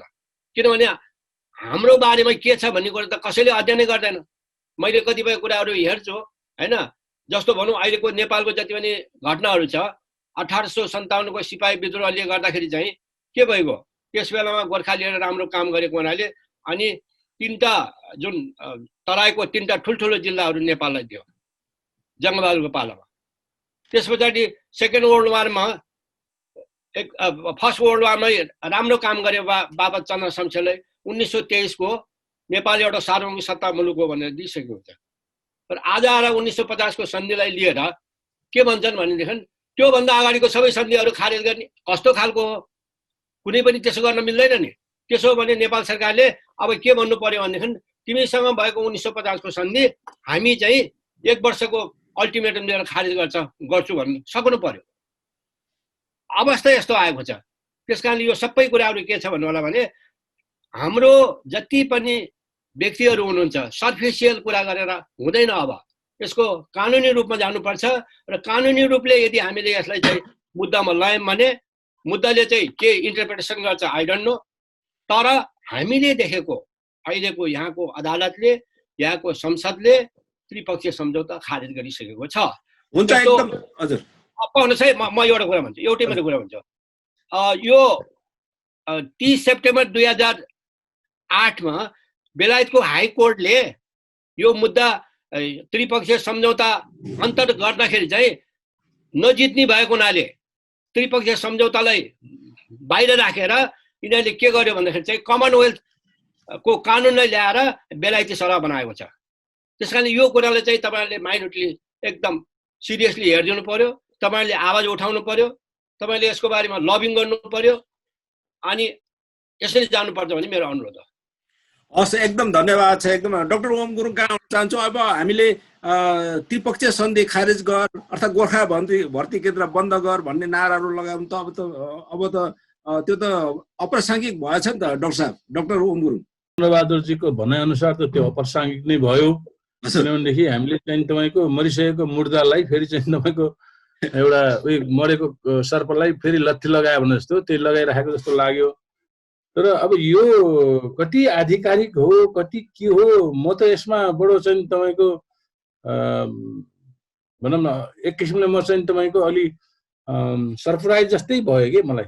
किनभनेदेखि अब चन्द्रजी त अब संस्थापक महासचिव विगेसोको उहाँलाई चाहिँ तपाईँको धेरै कुरो थाहा हुनु चाहिँ तपाईँको त स्वाभाविकै भयो। तर चाहिँ विगेसोसँग 5 वर्षभन्दा बढी समय म चाहिँ तपाईँको एकदम रात दिन चाहिँ तपाईँको पदम गुरुङको एक किसिमको सारथी भएर चाहिँ लडेका मान्छे हो र म चाहिँ हिँडेको छु। र मेरो मतभेद पनि पदमजीसँग र गोपाल शिवाकोटी चिन्तनसँग यही सेप्टेम्बर 2008 को अदालतको फैसलाबाट भयो या चाहिँ तपाईँको उहाँले भने जस्तो 2009 कोबाट भयो, मेरो त्यहाँबाट भयो। किनभनेदेखि त्यति बेला अदालतले जुन गरेको एउटा डिसिजन थियो त्यो डिसिजनमा हाम्रो दुईवटा चाहिँ तपाईँको फरक चाहिँ तपाईँको इन्टरप्रिटेसन थियो, व्याख्या। त्यो चाहिँ अदालतले त्यो त्यति बेला एउटा मुद्दालाई चाहिँ डिसमिस गरिदिएको थियो। नेपाली चाहिँ तपाईँको उसले यो गर्ने होइन, यो चाहिँ तपाईँको नेपालको र यहाँको चाहिँ बेलायतको राष्ट्रियतासँग जोडिएको मुद्दा हो, यो चाहिँ नि गर्ने चाहिँ तपाईँको सरकारको काम हो भनेर चाहिँ तपाईँको अदालतले त्यो मुद्दालाई डिसमिस गरिदिएको थियो।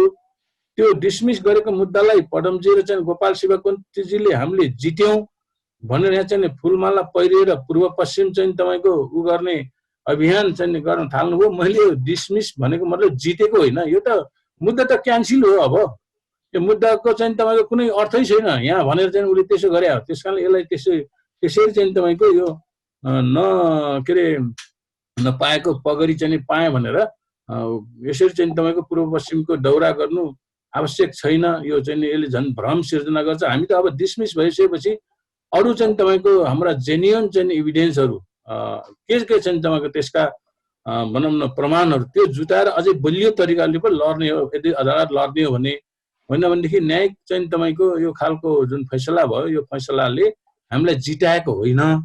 यसले अघि चाहिँ चन्द्रजीले भने जस्तो बा बराबरी गरिदिएको हो बा के हो चाहिँ तपाईँको उहाँको इन्टरप्रिटेसन त्यस्तै देखियो, डिसमिस हो भन्ने खालले गरेको थिएँ। र यो चाहिँ तपाईँको 1947 को त्रिपक्षीय सन्धि खारेज भयो भन्ने कुरोमा अझै पनि मलाई चाहिँ तपाईँको दुविधा छ। किनभनेदेखि मैले अहिलेसम्म पनि कुनै गोर्खाको मुखबाट हामीले चाहिँ तपाईँको खारिज गरायौँ भन्ने खालको चाहिँ तपाईँको यो भन्ने मैले सुनेको पनि छैन र कहीँ त्यस्तो पढेको पनि छैन है। नपर्नु मेरो अर्कै चाहिँ तपाईँको विभिन्न कारणले स्रोत त्यसको पुगेन होला, पहुँच पुगेन होला, त्यो खालको चाहिँ तपाईँको डकुमेन्टहरू प्राप्त भएन होला। तर कुनै न कुनै गोर्खाले त भन्नु पर्थ्यो त्यो त हाम्रो चाहिँ तपाईँको उ भयो भनेर। अझै पनि अदालतमा छ यो मुद्दा, यहाँको सर्वोच्च अदालतमा छ यो त्रिपक्षीय सन्धिको चाहिँ तपाईँको उ लगाऊ भनेर। र कमसेकम त्यो खारेजी भएको कुरो हामीलाई त थाहा भएन। अदालतमा मुद्दा परिसकेपछि त्यो मुद्दा निरन्तर रूपमा चाहिँ बहसकै क्रममा भइसकेपछि अदालतले भनेपछि के मुद्दा लगाएको छ त्यो, यो मुद्दा त खारेज भइसक्यो भनेर अदालतले भन्नुपर्ने, त्यो पनि भनेको सुनिँदैन। सरकारले बोल्नुपर्ने, किन परराष्ट्र मन्त्रालयमा ज्ञापन पत्र दिएको छ, विभिन्न चाहिँ ठाउँमा ज्ञापन दिएको छ। अस्ति भर्खर मात्र यही 1947 को त्रिपक्षीय सन्धिकै आधारमा जसरी चाहिँ तपाईँको बेलायती सेनामा भर्ती गरे र त्यही बेलायतले फेरि चाहिँ सिङ्गापुरको लागि गोर्खाली चाहिँ तपाईँको यो के अरे सिङ्गापुर जुन प्रहरी पुलिस फोर्समा भर्ती गरेको छ त्यहाँ झनै विभेद छ भन्ने हिसाबले त्यो विभेदको आधार भनेको त्रिपक्षीय सन्धि नै हो भनेर फेरि सिङ्गापुर चाहिँ तपाईँको को चाहिँ पुलिस फोर्सहरूबाट रिटायर चाहिँ पुलिसहरूबाट आन्दोलन चाहिँ सुरु भएको छ। र 16 बुधे माग चाहिँ लिएर हामीले चाहिँ तपाईँको यहाँको परराष्ट्र मन्त्रीलाई ज्ञापन पत्र दियो, यहाँको राष्ट्रिय मानव अधिकार आयोगको चाहिँ तपाईँको अध्यक्षलाई चाहिँ तपाईँको ज्ञापन पत्र दियो, त्यस पछाडि संसदको एउटा चाहिँ तपाईँको मानव अधिकार अथवा चाहिँ तपाईँको न्याय तथा मानव अधिकार हेर्ने चाहिँ तपाईँको समिति छ त्यसलाई दियो, त्यसपछि परराष्ट्र चाहिँ सम्बन्ध मामिला चाहिँ तपाईँको उ छ त्यसलाई चाहिँ ज्ञापन पत्र दिएछ। उनीहरूले कसैले पनि चाहिँ तपाईँको यो चाहिँ तपाईँको त्रिपक्षीय सन्धि त खारेज भइसक्यो, तपाईँलाई यो चाहिँ उद्धृत गर्नु त यो चाहिँ तपाईँको अनावश्यक हो अथवा यसको कुनै आधारहीन हो भनेर चाहिँ कसैले भनेर, बरु उनीहरूले के भन्ने कि अब त यो सन्धि खारेज गरेर हो त उहाँले भने चाहिँ द्विपक्षीय गर्नुपर्छ है, यो त्रिपक्षीय सन्धि असमान छ, यो सन्धिले चाहिँ तपाईँको एकदम विभेद चाहिँ गरेको छ। अब द्विपक्षीय सन्धि गर्दा राम्रो हुन्छ, यो कुरा हामीलाई पनि थाहा थिएन। यो चाहिँ बेलायती सेनामा मात्र होइन कि विभेद भएको त सिङ्गापुर सेनामा पनि रहेछ। उनीहरूको विधवाले पेन्सन नपाउने, उनीहरूले चाहिँ तपाईँको छोराछोरीले त्यहाँ काम गर्न नपाउने, बाउको सर्भिसको उमेर त्यो अवधिसम्म छोराछोरी चाहिँ त्यहाँ बस्न पाउने, त्यसपछि बस्नै नपाउने, 21 वर्ष पुगेपछि त्यहाँ बस्न पनि नपाउने, काम गर्न नपाउने, यस्तो खालको विभेद जुन छ त्यो विभेद त यो चाहिँ बेलायती सेनामा भन्दा पनि चर्को विभेद छ भन्ने हिसाबले सबैले बुझे। त्यसकारणले त्यो चाहिँ त्यसरी त्यो मुद्दालाई चाहिँ तपाईँको उठाइएको छ। अहिले बेलायती प्रधानमन्त्रीलाई यहाँको राजदूतावास मार्फत र चाहिँ सिङ्गापुरको प्रधानमन्त्रीलाई विभिन्न चाहिँ स्रोत मार्फत त्यो ज्ञापन पत्र ठिक्क बनाएको छ। तर कोभिडको चाहिँ तपाईँको यो महामारीले चाहिँ देशमा लकडाउन भएपछि कुनै पनि चाहिँ तपाईँको यो के अरे दूतावासहरूमा आयोगहरूमा त्यो मिसनहरूमा त्यो खालको चाहिँ तपाईँको अहिले कुनै कर्मचारी पनि छैन। त्यो किसिमले चाहिँ तपाईँको भर्चुअल एउटा भनौँ न लकडाउन नै भएको हुनाले त्यहाँ चाहिँ बुझाउन पाइएको छैन।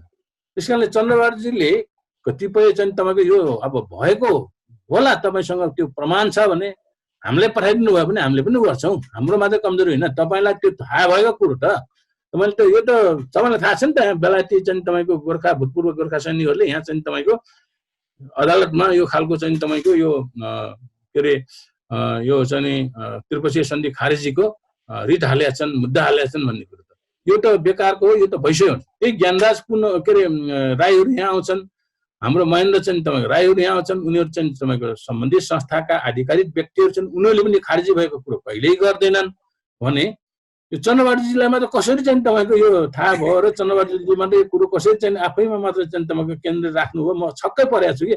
त्यस कारण यदि तपाईँ if you have any documents है त्यो पठाउनु भयो, हामी त त्यो त स्वतः हामीले चाहिँ तपाईँको त्यसलाई चाहिँ तपाईँको एडभोकेट गरेर त्यसलाई चाहिँ प्रचार प्रसार गरेर बुझाउने गर्ने काम त हाम्रो जिम्मेवारी नै हो। किनभने म पनि त्यही मुद्दामा 1952 के अरे 2000 चाहिँ तपाईँको के अरे 2052 साल अच्छा 1906 देखि त 96 देखि त म निरन्तर रूपमा चाहिँ तपाईँको कोही बेला सक्रिय, कोही बेला चाहिँ तपाईँको प्रत्यक्ष, कोही बेला चाहिँ अप्रत्यक्ष रूपमा लागिराखेको छु, लडिराखेको छु, बोलिराखेको छु, उनीहरूको लागि चाहिँ काम गरिराखेको छु। त्यस कारणले यहाँका वकिलहरूले पनि त्यसमा चाहिँ तपाईँको चाहिँ किन एउटा वकिलको समूह छ यहाँ, अहिले फनिन्द्र काफ्रेको चाहिँ संयुक्तमा एउटा वकिलको टिम छ जसले चाहिँ तपाईँको सर्वोच्चमा त्यो मुद्दा हालेको छ। युवराज सङ्ग्रहालयले त्यसमा काम गरिरहेको छ। ती कोही वकिल पनि बोल्दैनन्, कोही पनि बोल्दैनन् है भने यो के हो अचम्म, त्यो कि जानेर पनि उनीहरूले पनि गुमराहमै राख्न खोजे हो कि है अथवा के हो। त्यस कारणले यो चाहिँ नि मलाई चाहिँ तपाईँको अचम्मै लाग्यो अलि I am very much surprise र यो हुन्छ डाक्टर साहबलाई म होइन यात्रुजी हो हजुर यो कुरा चाहिँ उहाँको र मेरो बिचको जुन कुरा छ नि तपाईँको यो डिस्कसनमा यो जनजातिको जुन कार्यक्रममा अलिकति मैले अहिले भन्नु पर्ने आवश्यकता भयो मेरो कुरा सुन्नु पहिला पहिला के थियो भन्दाखेरि चाहिँ भाइसराय कमिसन भन्ने थियो जमदार र सुबेदार भन्ने दर्जा थियो त्यो जमदार र सुबेदार भन्ने दर्जा अहिले पनि नायब सुबेदार सुबेदार भनेर इन्डियामा छ है क्युजिओ क्विन गोर्खा अफसर अब केजिओ किङ गोर्खा अफसर भनेर क्युजिओ जिसिओ भन्ने र्याङ्क अनेरिरी भन्ने र्याङ्क अब छैन मेरो व्यवहारिक कुरा मेरो प्र्याक्टिकली कुरा तपाईँहरूले सुन्नुहोस् क्युजिओ जिसिओ र अनेरिरी भन्ने दर्जा अब बेलायतको अहिले नोकरी गर्नेहरूसँग त्यो लागू हुँदैन पहिलो कुरो दोस्रो कुरो पहिला के थियो भने इन्डियाको पेन्सन र इन्डियाको पे कोड भन्दा तल चाहिँ गोर्खालीहरूको हुने छैन भन्ने थियो तर अहिले भर्ती भएकोहरूको बेलायती सरह छ र पहिला के थियो भन्दाखेरि चाहिँ 21-13, 21-14, 21-15, 21-16, 21-17 भन्ने नम्बर दिएर गोर्खालीले नम्बर पाउँथ्यो तर अहिले चाहिँ ब्रिटिस नम्बर दिएको छ अब लड्न सक्नु नसक्नु हाम्रो आफ्नो कुरा हो तर व्यवहारिक रूपमा बेलायतको अदालत र बेलायतको संसदले यो खारिज गरिसकेको छ सायद आज मैले यो कुरा भन्दाखेरि तपाईहरुलाई चाहिँ छक्कै लाग्ला अब यता सुन्नु म ह्यान्ड्स आउट पनि तपाईहरुलाई मैले ल्याएरै दिन्छु है मसँग काफी किनभने यो ब्रिटिस हाई कोर्टको डिसिसन हो फैसला हो र ब्रिटिस संसदको फैसला हो यो त ओपन छ खाली म डाक्टर चन्द्रका फेरि आउने छु अहिले म विश्वासजीलाई नै यही सन्दर्भमा छोटो आफ्नो भनाइ राख्दिन अनुरोध गर्दछु खास गरिकन 1947 को यो त्रिपक्षीय सन्धि खारिज भएको भन्ने कुराहरू तपाई मिडिया पनि चलाइरहनु भएको छ बेलायतमा पनि नेपाली मिडियाको नेपाल पत्रकारसँगै शाखै छ अरु मिडियाहरुले पनि यसको कभरेज गर्नुपर्ने हो तपाईलाई विश्वास के छ विश्वासजी यसमा यसमा मैले यो अहिले मसँग यहाँनिर ओरिजिनल कपी नै छ यो मेमोरेन्डम अफ एग्रिमेन्ट भन्ने हजुर यसलाई चाहिँ पहिलो नम्बर कुरो यो के अरे एग्रिमेन्ट भन्न सक्ने कि नसक्ने भन्ने मलाई आफै त्यो प्रश्न उठिरहेको छ र अहिले जुन हाम्रो डाक्टर चन्द्र सरले भन्नुभयो यो खारेज भयो एकपक्षीय भन्ने र हाम्रो प्रोफेसर गुरुङ सरले भन्नुभयो यो भएको छैन भन्ने तर मेरो बुझाइ चाहिँ के रह्यो भनेदेखि यो मेमोरेन्डम चाहिँ इग्नोरेबल हो के यो कुनै कङ्क्रिट एग्रिमेन्ट नभएको हुनाले यसलाई इग्नोर गर्न सकिने भएको हुनाले कतिपय ठाउँमा यसको इग्नोर भएको छ त्यही कुरालाई चाहिँ हाम्रो डाक्टर गुरुङले चाहिँ यो चाहिँ एकपक्षीय खारेज भयो भन्नु भएको हो कि भन्ने मलाई चाहिँ लाग्छ र अहिलेसम्म अब हुन त यो क्षेत्रमा म त्यति धेरै खेलिरहेको छैन तर मेरो बुझाइमा यसलाई अलिकति इग्नोर चाहिँ भएको हो र यो खारेज भनेर चाहिँ कतै डिक्लेयर गरिएको छैन तर खारेज गरे सो सर यसको विरुद्धमा अथवा यसलाई चाहिँ असर गर्ने खालको निर्णयहरू अरु धेरै भइरहेका छन् हुन्छ एकदम धन्यवाद छ म डाक्टर चन्द्र गुरुङकै आउन चाहन्छु चन्द्र गुरुङ डाक्टर साहबले अघि मुद्दाहरू धेरै हामीले जितेको धेरै मुद्दा मामिला हामीले चाहिँ अर्थ संसदबाट पनि हामीले अधिकार प्राप्त गरेको कुरा छ अब असमानता हाम्रो विभेदको कुराहरू हामी जुन गरिरहेका छौं ती पनि समाप्त भएको हो कि हैन डाक्टर चन्द्र मैले 1 जुलाई 1997 भन्दा अगाडिको लागि हजुर प्री 97 भन्दा अगाडि पेन्सन हुनेहरूको लागि हैन त्रिपक्षीय सम्झौता अहिले पनि लागू गरेको छ तपाईहरुले यसरी बुझिदिनुस् है तर 1 जुलाई 1997 पछि भर्ती हुनेहरूको लागि त्रिपक्षीय सम्झौता लागू छैन किन छैन भन्दाखेरि चाहिँ ब्रिटिस सरहको अहिले ब्रिटिसको सिपाहीहरूले ब्रिटिसको अफसरहरूले जुन पाउँछ त्यही पाउँछ अहिले के छ भने पहिला क्युजिओ जस्तो सार्जनबाट प्रमोसन भयो भने क्युजिओमा हुन्थ्यो, लेफ्टेन्ट क्युजिओ हुन्थ्यो। तर अब एकैचोटि क्याप्टेन हुन्छ, किनभने त्यो ब्रिटिस सरकारको हो क्या त्यो।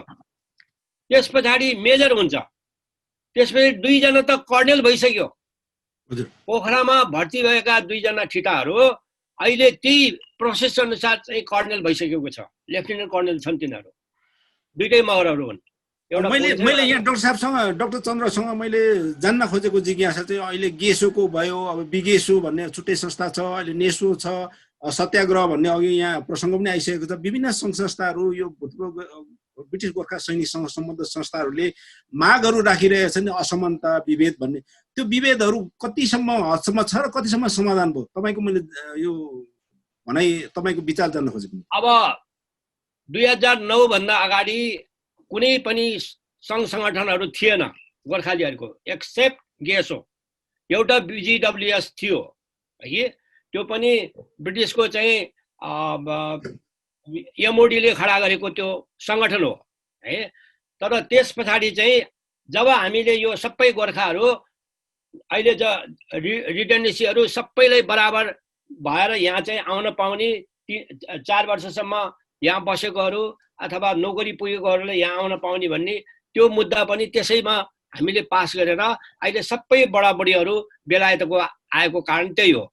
अहिले जसले जेसुकै भने पनि यो मुद्दाको सही अर्थमा अगाडि लैजाने व्यक्ति म र पदमबहादुर हो है। र यो मुद्दा चाहिँ 2006बाट पहिला पनि मुद्दा थियो, तर यो अहिलेको सेटलमेन्टको जुन मुद्दा र यो त्रिपक्षीय सम्झौताको बारेको जुन चाहिँ अहिले इक्वल राइटको जुन मुद्दा छ, त्यो चाहिँ 2005-2006बाट भएको हो। किन भएको हो भन्दाखेरि चाहिँ 1 जुलाई 1997 को डिमार्केसन राखेर जब हङकङ चाहिँ मेनल्यान्ड चाइनालाई हस्तान्तरण भयो, त्यस पछाडि हङकङमा गोर्खाहरूको पहिला हेडक्वार्टर थियो। तर पछि आएर चाहिँ बेलायतमा बसेपछि चाहिँ बेलायतमा बस्नेहरूले के भन्न थाल्यो भने हामीले पनि इक्वल चाहियो भनेको हुनाले हामीले त्यो मुद्दालाई अगाडि लगाएर विजय गराएको हो। अहिले चाहे जसले जेसुकै बनोस्, यो मुद्दाको लागि हो ऐनको भन्ने यहाँको सोलिसिटरले, यहाँको ल फर्मले लडेको हो। निक क्लेग भन्ने जुन छ त्यो चाहिँ त्यस बेलाको चाहिँ लिबडेम पार्टीको नेता हो। लिबडेम पार्टीले नगरेको भए संसदमा यो छलफल पनि हुने थिएन, हामीले यो अधिकार पनि पाउनु थिएन। So we are very much obliged with Nick Clegg party. त्यस कारणले यो जे जति भयो, यदि यो कन्जर्भेटिभ पार्टी भएको भए यो यसरी आउने पनि थिएन। लेबर पार्टी भएको हुनाले आएको हो, गोर्डन ब्राउन सरकारको पालामा आएको हो। अब डाक्टर ओमजीसँग मेरो एउटा के छ भनेदेखि अनुरोध, कुरा यिनै हुन्। तपाईँले अगाडि कसरी लैजानुहुन्छ, मेरो कुरा ठिक हो कि होइन? म अब काठमाडौँमा, म नेपालमा छिट्टै आउँछु, एउटा ठुलो सभा राख्नुहोस्, त्यसमा मैले इभिडेन्सको साथ बोल्छु होइन। मैले बोलेको कुरा ठिक छ कि छैन भन्ने कुरा चाहिँ तपाईँले चाहिँ अध्ययन गर्नु पर्यो र सरकारी दस्तावेज कागजपत्रहरू हेर्नु पर्यो। अहिले क्युजिओ र्याङ्क छँदै छैन, अहिले जिसिओ भन्ने र्याङ्क छँदै छैन, अहिले अनेरी भन्ने दिन्थ्यो पहिला, त्यो पनि छैन। अहिले चाहिँ मेजर एकैचोटि मेजर पछि चाहिँ फेरि त्यसको प्रमोसन हुन्छ।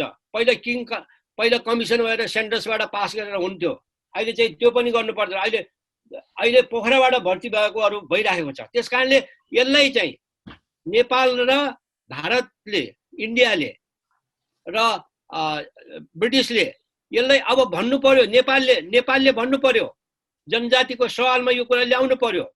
अब दुई पक्षीय किसिमले सम्झौता गर्नु पर्यो, होइन भने यो यसरी गर्न पाइँदैन भन्ने कुराहरू ल्याउनु पर्यो। हुन्छ, म डाक्टर ओम गुरुङ कहीँ जान चाहन्छु। प्रोफेसर डाक्टर ओम गुरुङ हुनुहुन्छ, उहाँ यस सम्बन्धी लामो समयदेखि आफ्नो आन्दोलन, ऐक्यबद्धता र वकालत गर्दै आउनु भएको छ। डाक्टर ओम गुरुङ, अब केही प्रश्नहरू उठेका छन्, तपाईँले आफ्नो सम्बोधन गर्नलाई म अनुरोध गर्छु। प्रश्न मलाई उठ्नु भन्दा म त फेरि पनि चन्द्रजीसँगै अझै पनि म स्पष्ट र चाहिँ तपाईँको त्यसको एउटा सुनिश्चित हुने खालको कि यो चाहिँ तपाईँको 1947 को मुद्दा टिगलाजीले भनेको चाहिँ यसप्रति वास्ता नगरिएको, चासो नभएको, चासो नदेखाइएको, यो चाहिँ इग्नोरेन्ट चाहिँ तपाईँको अथवा इग्नोर गरिएको हो कि अथवा कानुनी हिसाबले नै आधिकारिक रूपमा सरकारी तहबाटै संसदबाटै अदालतबाटै खारेज भएको त्यो कुरो चाहिँ नि यहाँले स्पष्ट पार्नु पर्ने हुन्छ र त्यो स्पष्ट पार्नेका आधारहरू के हुन् है त्यसका चाहिँ तपाईको लिगल डकुमेन्टहरू अब अफिसियल डकुमेन्टहरू सरकारी गभर्नमेन्टका के छन् त्यो कुराहरू पनि यहाँले अझै चाहिँ तपाईको हामीलाई दिनुभयो भनेदेखि हामीलाई पनि सजिलो हुन्छ किनभनेदेखि तपाईबाट यो नौलो कुरा सुन्या हुनाले यो कुरालाई चाहिँ तपाईले स्पष्ट चाहिँ पार्नुस् हैन अब हो टिकलाजी भने चाहिँ यो मुद्दा यो चाहिँ तपाईको यो मेमोरेन्डम जस्तै हो यो मेमोरेन्डम अफ अन्डरस्ट्यान्डिङ हो त्यसलाई कसैले ट्रिटी भनेका छन् अन्तर्राष्ट्रिय चाहिँ त्यो कानुनले त्यसलाई ट्रिटी भन्न मिल्छ मिल्दैन त्यो चाहिँ तपाईको त्यो एउटा खालको एउटा समझदारी पत्र मात्रै भएको हुनाले त्यसले चाहिँ ट्रिटी सरहको चाहिँ स्ट्याटस लिगल स्ट्याटस पाउनु पर्छ पर्दैन भन्ने नै खालको यहाँ चाहिँ तपाईको लडाइँ छ अहिले चाहिँ तपाईको अदालतमा त्यसकारणले हामी भन्छौँ यो मेमोरेन्डम भएको हुनाले यसलाई हामीले चाहिँ तपाईको पालना गर्न पनि नगरे पनि खास फरक पर्दैन भन्ने खालको मुद्दाहरू पनि बहसहरू उठिराखेका छन् त्यसकारणले त्यो एउटा आफ्नो बाटो भयो तर पनि नेपालमा के छ भनेदेखि 1947 को यो चाहिँ तपाईको त्रिपक्षीय सन्धि यसलाई सन्धि नै भनिएको छ है यो चाहिँ तपाईको यसका चाहिँ तपाईको कार्यान्वयन पक्षहरू छन् यसका चाहिँ तपाईको जुन किसिमको काम गर्ने चाहिँ तौर तरिका छ एक किसिमले अहिलेसम्म बाध्यात्मक नै छन् त्यो अब्लिगेटरी छैन त्यो म्यान्डेटरी नै छ कानुनी म्यान्डेटरी नै छ त्यसकै आधारमा भर्ती हुने कुरोलाई निरन्तरता दिएको छ भर्ती गर्ने कुरो हो अहिले तपाईले भने जस्तो 1997 पछि गोर्खा सेनाहरूमा भएको जुन किसिमको हिजोको चरम विभेद थियो त्यो उत्पीडन थियो त्यो केही हदसम्म चाहिँ भएको छ अझै पनि त्यहाँ विभेद त छ अहिलेकै चाहिँ 97 पछि पनि विभेदहरू छन् गोर्खाली र गोरामा कुनै पनि हालतमा त्यो समानता छ सबै कुरो छ भनेर चाहिँ ठोकुवा चाहिँ गर्ने र त्यो चाहिँ स्थिति छैन अझै पनि विभेद छन् तर पनि पहिलाको तुलनामा अहिले धेरै खालको चाहिँ तपाईको परिवर्तनहरू भएका छन् त्यो हिसाबले वकालत गर्नु त्यो चाहिँ ठिकै छ तर चन्द्रजीको भनाइमा पनि के आयो भने तपाईको कहिले यो खारेजी भएको हो कहिले चाहिँ तपाईको त्यो पहिला अनुसारको विभेद छैन भन्ने विभेद नहुनु र यो सन्धि नै खारेज हुनु भने त बेग्ला बेग्लै कुरा हो है अब सन्धि भएर पनि विभेद नहुन सक्छ नि त हैन अब अलिकति लिबरल खालको गभर्नमेन्ट छ अलि चाहिँ तपाईको उत्तरदायी गभर्नमेन्ट छ गोर्खाहरू प्रति उनीहरूले हिजोको चाहिँ तपाईको हिस्टोरिकल लिगेसी हेर्छन् जस्तो जवाहरलाल लुम्लेले जस्तो चाहिँ तपाईको गोर्खा नभएको भए म जन्म नि थिएन गोर्खा नभएको भए ब्रिटिस साम्राज्यको विस्तार हुन्थेन विकास हुन्थेन भन्ने खालले हेर्ने सरकारले अलिकति चाहिँ तपाईको छुट दिने अलिकति कन्सेसन दिने अलिकति चाहिँ तपाईको अपर्च्युनिटीहरू दिने अलिकतिको सुविधाहरू चाहिँ दिने सेवाहरूमा चाहिँ तपाईँ बढाइदिने कुरो छुट्टै छ तर यो सन्धि जुन छ त्यो सन्धिलाई जसले चाहिँ तपाईको मूल आधार मानेछ त्यो खारेजी हो कि होइन भन्ने कुरोमै मलाई चाहिँ तपाईको अलिकति चाहिँ तपाईको भनौँ न क्युरियोसिटी लाग्यो अब यहाँ तपाईहरुको चाहिँ report of the technical committee भन्ने छ यो चाहिँ गोर्खा भेटरन्सको पेन्सनको बारेमा एउटा कमिटीको टेक्निकल छ यहाँ पनि ठाउँ ठाउँमा 1947 को सन्धिको उल्लेख गरिएको छ तर त्यहाँ कतै पनि यो त खारेज भयो भन्ने चाहिँ कहीँ पनि कोट गरिएको छैन त्यसकारणले यस्तो खालको चाहिँ तपाईको टेक्निकल कमिटी जो चाहिँ तपाईको के रे यो गोर्खाहरुको गोर्खा भूतपूर्व सैनिक संघको तर्फबाट र त्यहाँको चाहिँ तपाईको डिफेन्स मिनिस्ट्रीको चाहिँ तपाईको उसबाट चाहिँ भएका कमिटीहरूले बनाएको चाहिँ रिपोर्टहरुमा त्यो कहीँ पनि देखिँदैन यो लेटेस्ट भनेको 2018 को हो अहिले 2020 मा भयो त्यसकारणले 2 वर्ष भित्रमा केही भएको मैले देख्दिन तर तपाईले 2009 देखि नै यो चाहिँ खारेजी भएको हो भन्ने खालको चाहिँ गर्नुभयो र खारेजी भएको रहेछ भने यहाँले चाहिँ त्यो भनेर हामी यहाँ त किन टाउको दुखाइरहने यहाँ त माथि 25 भइरहेको छ अदालतमा जाने त्यो मुद्दालाई यहाँको तपाईको अदालतले कहिले पनि सुनवाई गर्दैन खाली चाहिँ तपाईको त्यसलाई चाहिँ सारेको चाहिँ गरिराखेको छ उले चाहिँ लिङ्गरिङ गरिरहेछ अब त्यो खारेजी भएको मुद्दालाई हामीले किन चाहिँ तपाईको मरिसकेको सर्वरलाई किन लत्ती लगाउने भने जस्तो त्यसपछि हामीले चाहिँ त्यतापट्टि हाम्रो समय र स्रोतको खर्च गर्ने आवश्यकता नै थिएन शक्ति खर्च गर्ने आवश्यकता नै थिएन अहिले गोर्खा मात्र होइन अब अहिले चाहिँ तपाईको यो के रे सिङ्गापुरको गोर्खाहरू चाहिँ तपाईको लडिराखेका छन् अहिले इन्डियन गोर्खाहरू समेत उठिरहेका छन् इन्डियामा पनि हामीले विभेद छैन भने त्यहाँ पनि विभेद रहेछ त्यसकारणले उनीहरू पनि जागिराखेका छन् अब ब्रुनेईको जाग्नेवाला छन् त्यसरी अरू देशमा पनि भइरहेछन् त्यसकारणले माग चाहिँ के छ भनेदेखि यो त्रिपक्षीय सन्धि खारेज भएर यदि भर्ती गर्नै पर्छ भने द्विपक्षीय सन्धि गरेर आफ्नो आफ्नो देशमा जुन जुन देशको लाई चाहिएको त्यो देश र नेपालको बीचमा गर र त्यसले चाहिँ तपाईको भनौँ न गरिएका रेगुलेट गरिएका अथवा त्यसले चाहिँ तपाईको व्यवस्था गरिएका प्रावधानहरू अन्तर्गत जाउँ भन्ने खालको छ त्यसकारणले तपाईँ आउँदाखेरि अब तपाईलाई नबोलाउनु त कुरै भएन किन तपाईलाई खोजी बोलाउनु पर्ने भयो यी कुराहरू सुन्नको लागि आधिकारिकता सहितको चाहिँ कुरो सुन्नको लागि त्यसकारणले तपाईँ आउनुहोस् नेपालमा आउनुहोस् खबर गर्नुहोस् हामीले तपाईलाई चाहिँ मान्छे जुटाएर सम्बन्धित सरकारवाला पक्षहरू जुटाएर है हामी सबै बसेर ती कुराहरू सुनौला तर त्यो चाहिँ तपाईँको अहिले त्यो भावनाको आधारमा भने हो कि साँच्चै वास्तविकताको आधारमा भने त्यो कुरो तपाईँ आफै जिम्मेवार त्यसको, होइन? त्यो सुनेर भने हो कि चाहे तपाईँ सबै त्यो देखेर भने त्यो डकुमेन्टदेखि लिएर, किन यहाँ त प्रश्नहरू त उठ्छन् है, यहाँ प्रश्नहरू उठ्छन्, यहाँ चाहिँ विभिन्न खालका चाहिँ तपाईँको बहसहरू हुन्छन्, छलफलहरू हुन्छन्। ती छलफलमा तपाईँले आफूलाई कतिको चाहिँ तपाईँको भनौँ न आधिकारिक ढङ्गबाट with concrete evidence, official evidence सहित तपाईँले प्रस्तुत गर्न सक्नुहुन्छ, त्यो जिम्मा तपाईँको। अब त्यसलाई चाहिँ तपाईँको यहाँ व्यवस्थापन गर्ने काम चाहिँ हामीले गरौँला। तर मलाई चाहिँ तपाईँलाई लाग्छ त्यो खारेजी भएको छैन। यतिकै लागि भन्नु चाहिँ इग्नोरसम्म गरिदियो होला कसैले, अब केही छैन पुरानो भन्यो, हामीले त इग्नोर मान्दैन। इग्नोर गरेर पुग्दैन, त्यो आवश्यक परेको बेला त्यो त फेरि उठाइहाल्छ नि त है। मरिसकेको सकेको सर्पल त अनि तपाईँको पुच्छर उठाइराखेको हुन्छ भने यस्तो डकुमेन्ट जिउका ट्यु राखेर बेलायत र चाहिँ भारतले चाहिँ तपाईँको नेपाली गोर्खाहरूलाई सुख दिन्छन्, सरकारलाई सुख दिन्छ, त्यस कारण सुख त दिँदै दिन्नन्। त्यस कारण यो खारेजी भएको यो जब यसको पछि नलागे यो चाहिँ तपाईँको वास्ता नगर भनेर त पुग्दैनन्। यसलाई त आधिकारिक रूपबाट खारेजी नै गराउनु पर्यो। त्यस कारण दुई पक्ष सन्धि चाहिन्छन्, दुई पक्ष गर्नु पर्यो। होइन भनेदेखि यसलाई खारेज गराएर चाहिँ तपाईँको यहाँ सबैलाई चाहिँ एकदम भनौँ क्लियर गराउनु पर्यो, एकदम ढुक्क गराउनु पर्यो।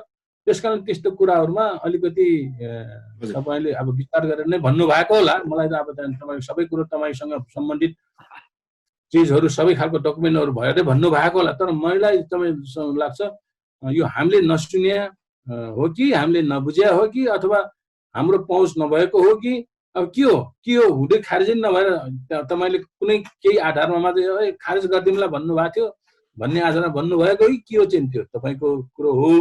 तर मैले बुझेसम्म, मैले चाहिँ नि यो थाहा पाएसम्म मलाई त्यस्तो भएछ जस्तो लाग्दैन। त्यस कारणले अब चन्द्रजीलाई हुन्छ। अब खारेज भइसकेको मुद्दा हो भने हामी किन गर्ने भन्ने कुरा चाहिँ डाक्टर साहबले गर्नुभयो, त्यो एकदम राम्रो कुरा हो होइन। मैले चाहिँ भन्न खोजेको के हो भने 1947 को सन्धि होइन, त्यो चाहिँ MOU हो, मेमोरेन्डम अफ अन्डरस्ट्यान्डिङ हो। र त्यो पनि के को लागि हो भन्दाखेरि गोर्खा भर्तीको लागि नभइकन त्यो चाहिँ गोर्खा पल्टनको अंश बन्नको लागि भएको हो। पहिलो कुरो हामी जेएसओमा चाहिँ मेरो भनाइ चाहिँ यो छ होइन। दोस्रो कुरो हामीले यो मुद्दा गर्ने थिएनौँ, अब अहिले चाहिँ किन यो खारेजै भएको भने किन भन्ने कुरा भयो। खारेज यतापट्टिको कानुन अनुसार चाहिँ यो खारेज भइसकेको छ, जुन चाहिँ एउटा ब्रिटिस हाई कोर्ट र ब्रिटिस संसदले दिएको फैसला अनुसार। फेरि डाक्टर साहबसँग मेरो भनाइ के पनि छ भनेदेखि त्यस पछाडिको कुराहरूमा अझै विभेदहरू छ, अझै छ भन्ने कुरा छैन। अब विभेद तपाईँले यसमा पनि फेरि अरू कुरा नगर्नुहोस्, किनभने यो विभेदै छैन, अहिले बराबर छ। त्यसो भएको हुनाले यसमा कुनै विभेद छैन होइन। अब जहाँसम्म मुद्दा गर्ने कुराहरू छ, प्री-97 को कुरालाई लिएर मुद्दा भएको छ, नभएको होइन। मैले पहिले नै भने प्री-97 को कुरामा चाहिँ मुद्दा लागिराखेको छ, भइराखेको छ। अर्को कुरा चाहिँ नेपालको कोर्टसँग मेरो भनाइ के छ भनेदेखि नेपालको कोर्टले जुन कोर्टले विषयवस्तु बुझ्छ त्यसले पो फैसला गर्न सक्छ। त्यो कोर्टको न्यायाधीशहरू त्यसले के को गोर्खाको बारेमा बुझ्छ र त्यसले फैसला गर्ने, अनि हामीले जे लैजान्छ त्यो कागजको भरमा यसो उसो भन्यो। तर म चाहिँ के भन्छु भने अझै पनि त्रिपक्षीय सम्झौता खारेज चाहिँ कसरी भएको छ भनेदेखि कानुनी रूपमा हामीले लड्न नसकेर मात्रै हो। यो चाहिँ कानुनी रूपमा खारेज भइसक्यो।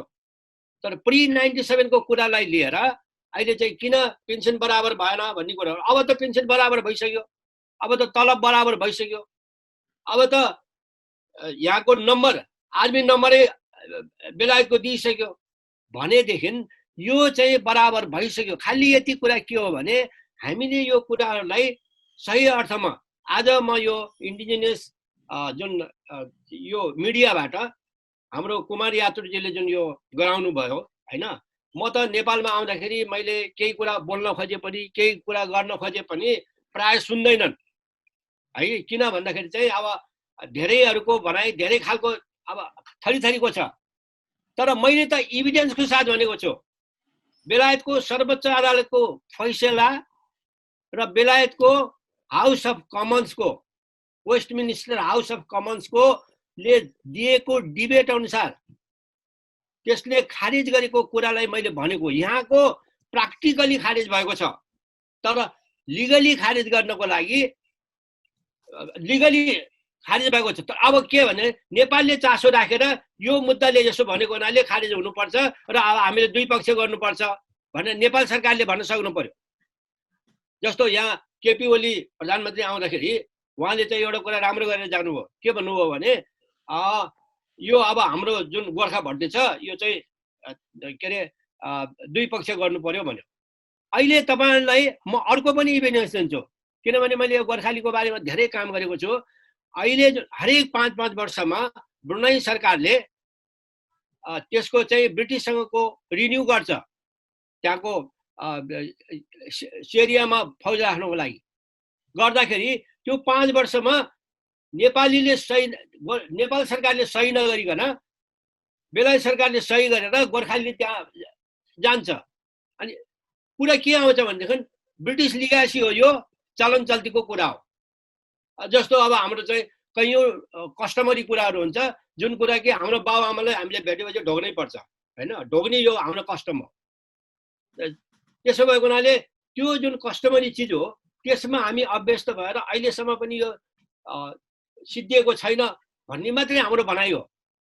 तर के छ भन्दाखेरि चाहिँ यो जुन चाहिँ अदालत र उसको अनुसार चाहिँ किनभने बराबर भइसक्यो क्या यहाँ त।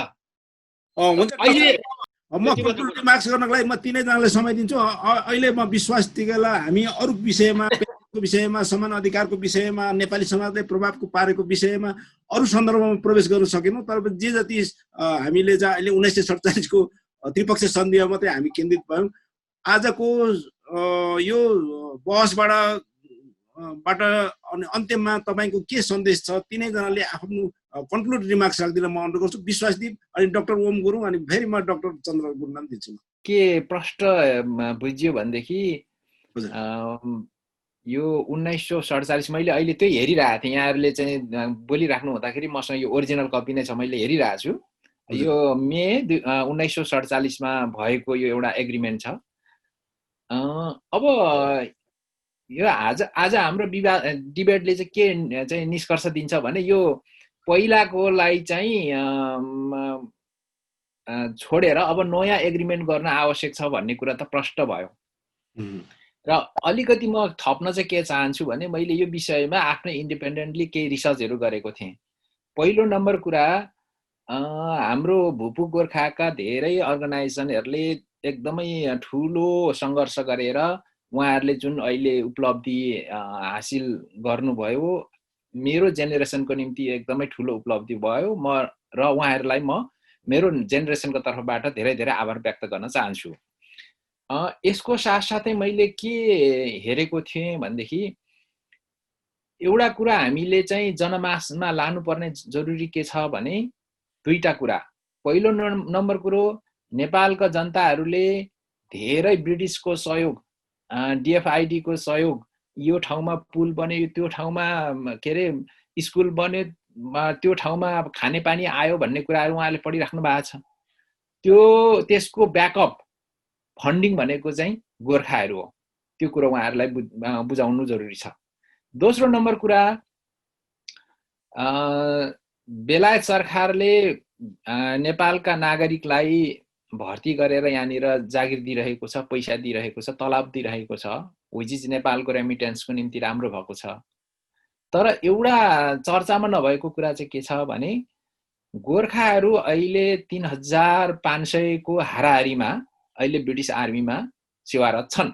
अहिले 4000 भन्न सकिन्छ यो वर्ष। त्यो हुँदा हुँदै पनि एउटा कुरा चाहिँ किन यहाँ चर्चा गर्न छुटेको छ भने गोर्खा 4000 गोर्खालाई जागिर दिएर ब्रिटिस सरकारले आफ्नो खल्तीको पैसा खर्च गर्न पर्दैन। गोर्खाहरू चाहिँ ब्रिटिस सरकारको निमित्त एउटा ठूलो आम्दानीको स्रोत हो। यो कुरा हामीले चाहिँ चर्चा गर्न बिर्सेका छौं। जस्तै यहाँ अघि चर्चा भयो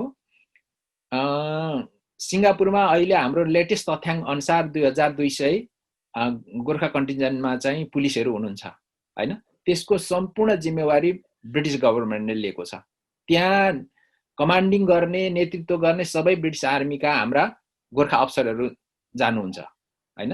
त्यसले प्रश्न के बनाउँछ भने त्यो चाहिँ कन्ट्र्याक्टेड बाई ब्रिटिस आर्मी अथवा ब्रिटिस गभर्नमेन्ट। दोस्रो नम्बर कुरा, यो त युनिभर्सल सबैलाई थाहा भएको कुरा हो, ब्रुनाईमा झन्डै 1000 को हाराहारीमा अहिले गोर्खा एक्टिभ आर्मीहरू रहने गरेको छ विथ फ्यामिली।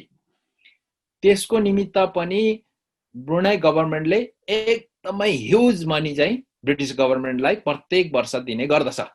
यो 2009 सालको हाराहारीमा मैले अनअफिसियल जानकारी प्राप्त गरे अनुसार एक वर्षमा 67 मिलियन चाहिँ पाउन्ड ब्रुनाई गभर्नमेन्टले ब्रिटिसलाई चाहिँ दिएको भन्ने चाहिँ सुनेको थिएँ हैन। भने अहिले त्यो बढेर कहाँ पुग्यो होला अघि। त्यसैले अर्को फेरि ब्रुनाईमै अर्को गोर्खा रिजर्भ युनिट छ, त्यो पनि सुरुवातको इस्टाब्लिस चाहिँ फेरि ब्रिटिस गोर्खा अफसरहरूबाटै भएको छ अघि। त्यहाँबाट पनि केही न केही आउन सक्ने सम्भावना देखिन्छ। तथापि दुई ठाउँबाट चाहिँ ग्यारेन्टेड उहाँहरूको ठुलो इन्कम हुन्छ, सिङ्गापुर र ब्रुनाई गभर्नमेन्ट हैन। अब एउटा कुरा खुल्न के बाँकी छ भने ब्रिटिस गभर्नमेन्टले कति फाइदा गर्छ त गोर्खालाई चाहिँ भर्ती गरेर, या उसको ढुकुटीबाट पनि खर्च गर्नुपर्छ कि त गोर्खा सेनाहरूलाई चाहिँ स्यालेरी दिन हैन। यो पाटो पनि रिसर्च गर्न चाहिँ बाँकी छ, त्यति भन्न चाहन्छु। अब अर्को मेरो फाइन्डिङ के छ भनेदेखि एक देशको नागरिक अर्को मुलुकको सेना भएर जागिर गर्ने चलन चाहिँ यो गोर्खा अथवा नेपालका नागरिक चाहिँ ब्रिटिस आर्मीमा भर्ती हुने मात्रै हो कि अन्यत्र नि छ त भनेर मैले रिसर्च गर्दाखेरि मैले के भेटाएँ भनेदेखि यो फ्रेन्च लिजन आर्मी भन्ने पनि छ। फ्रेन्च लिजन भन्ने त्यहाँनिर अरू देशकै नागरिकहरू चाहिँ भर्ती भएर फ्रान्सको चाहिँ सेवा गर्छ।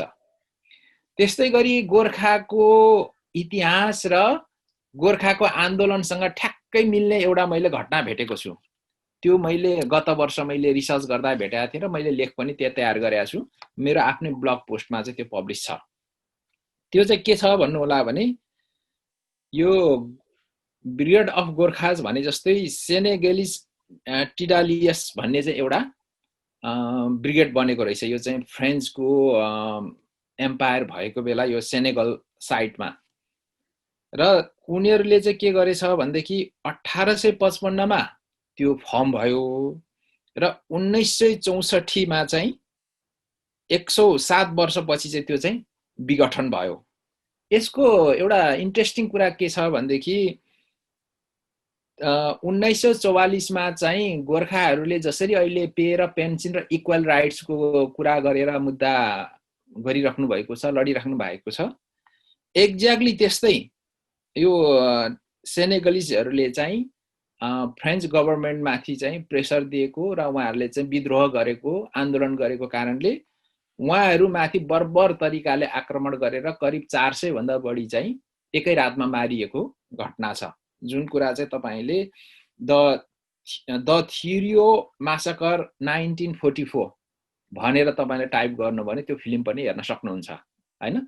यो टेडलियस र गोर्खाहरूको चाहिँ ठ्याक्कै परिवेश पनि मिल्छ, घटना पनि मिल्छ, सन्दर्भ पनि मिल्छ।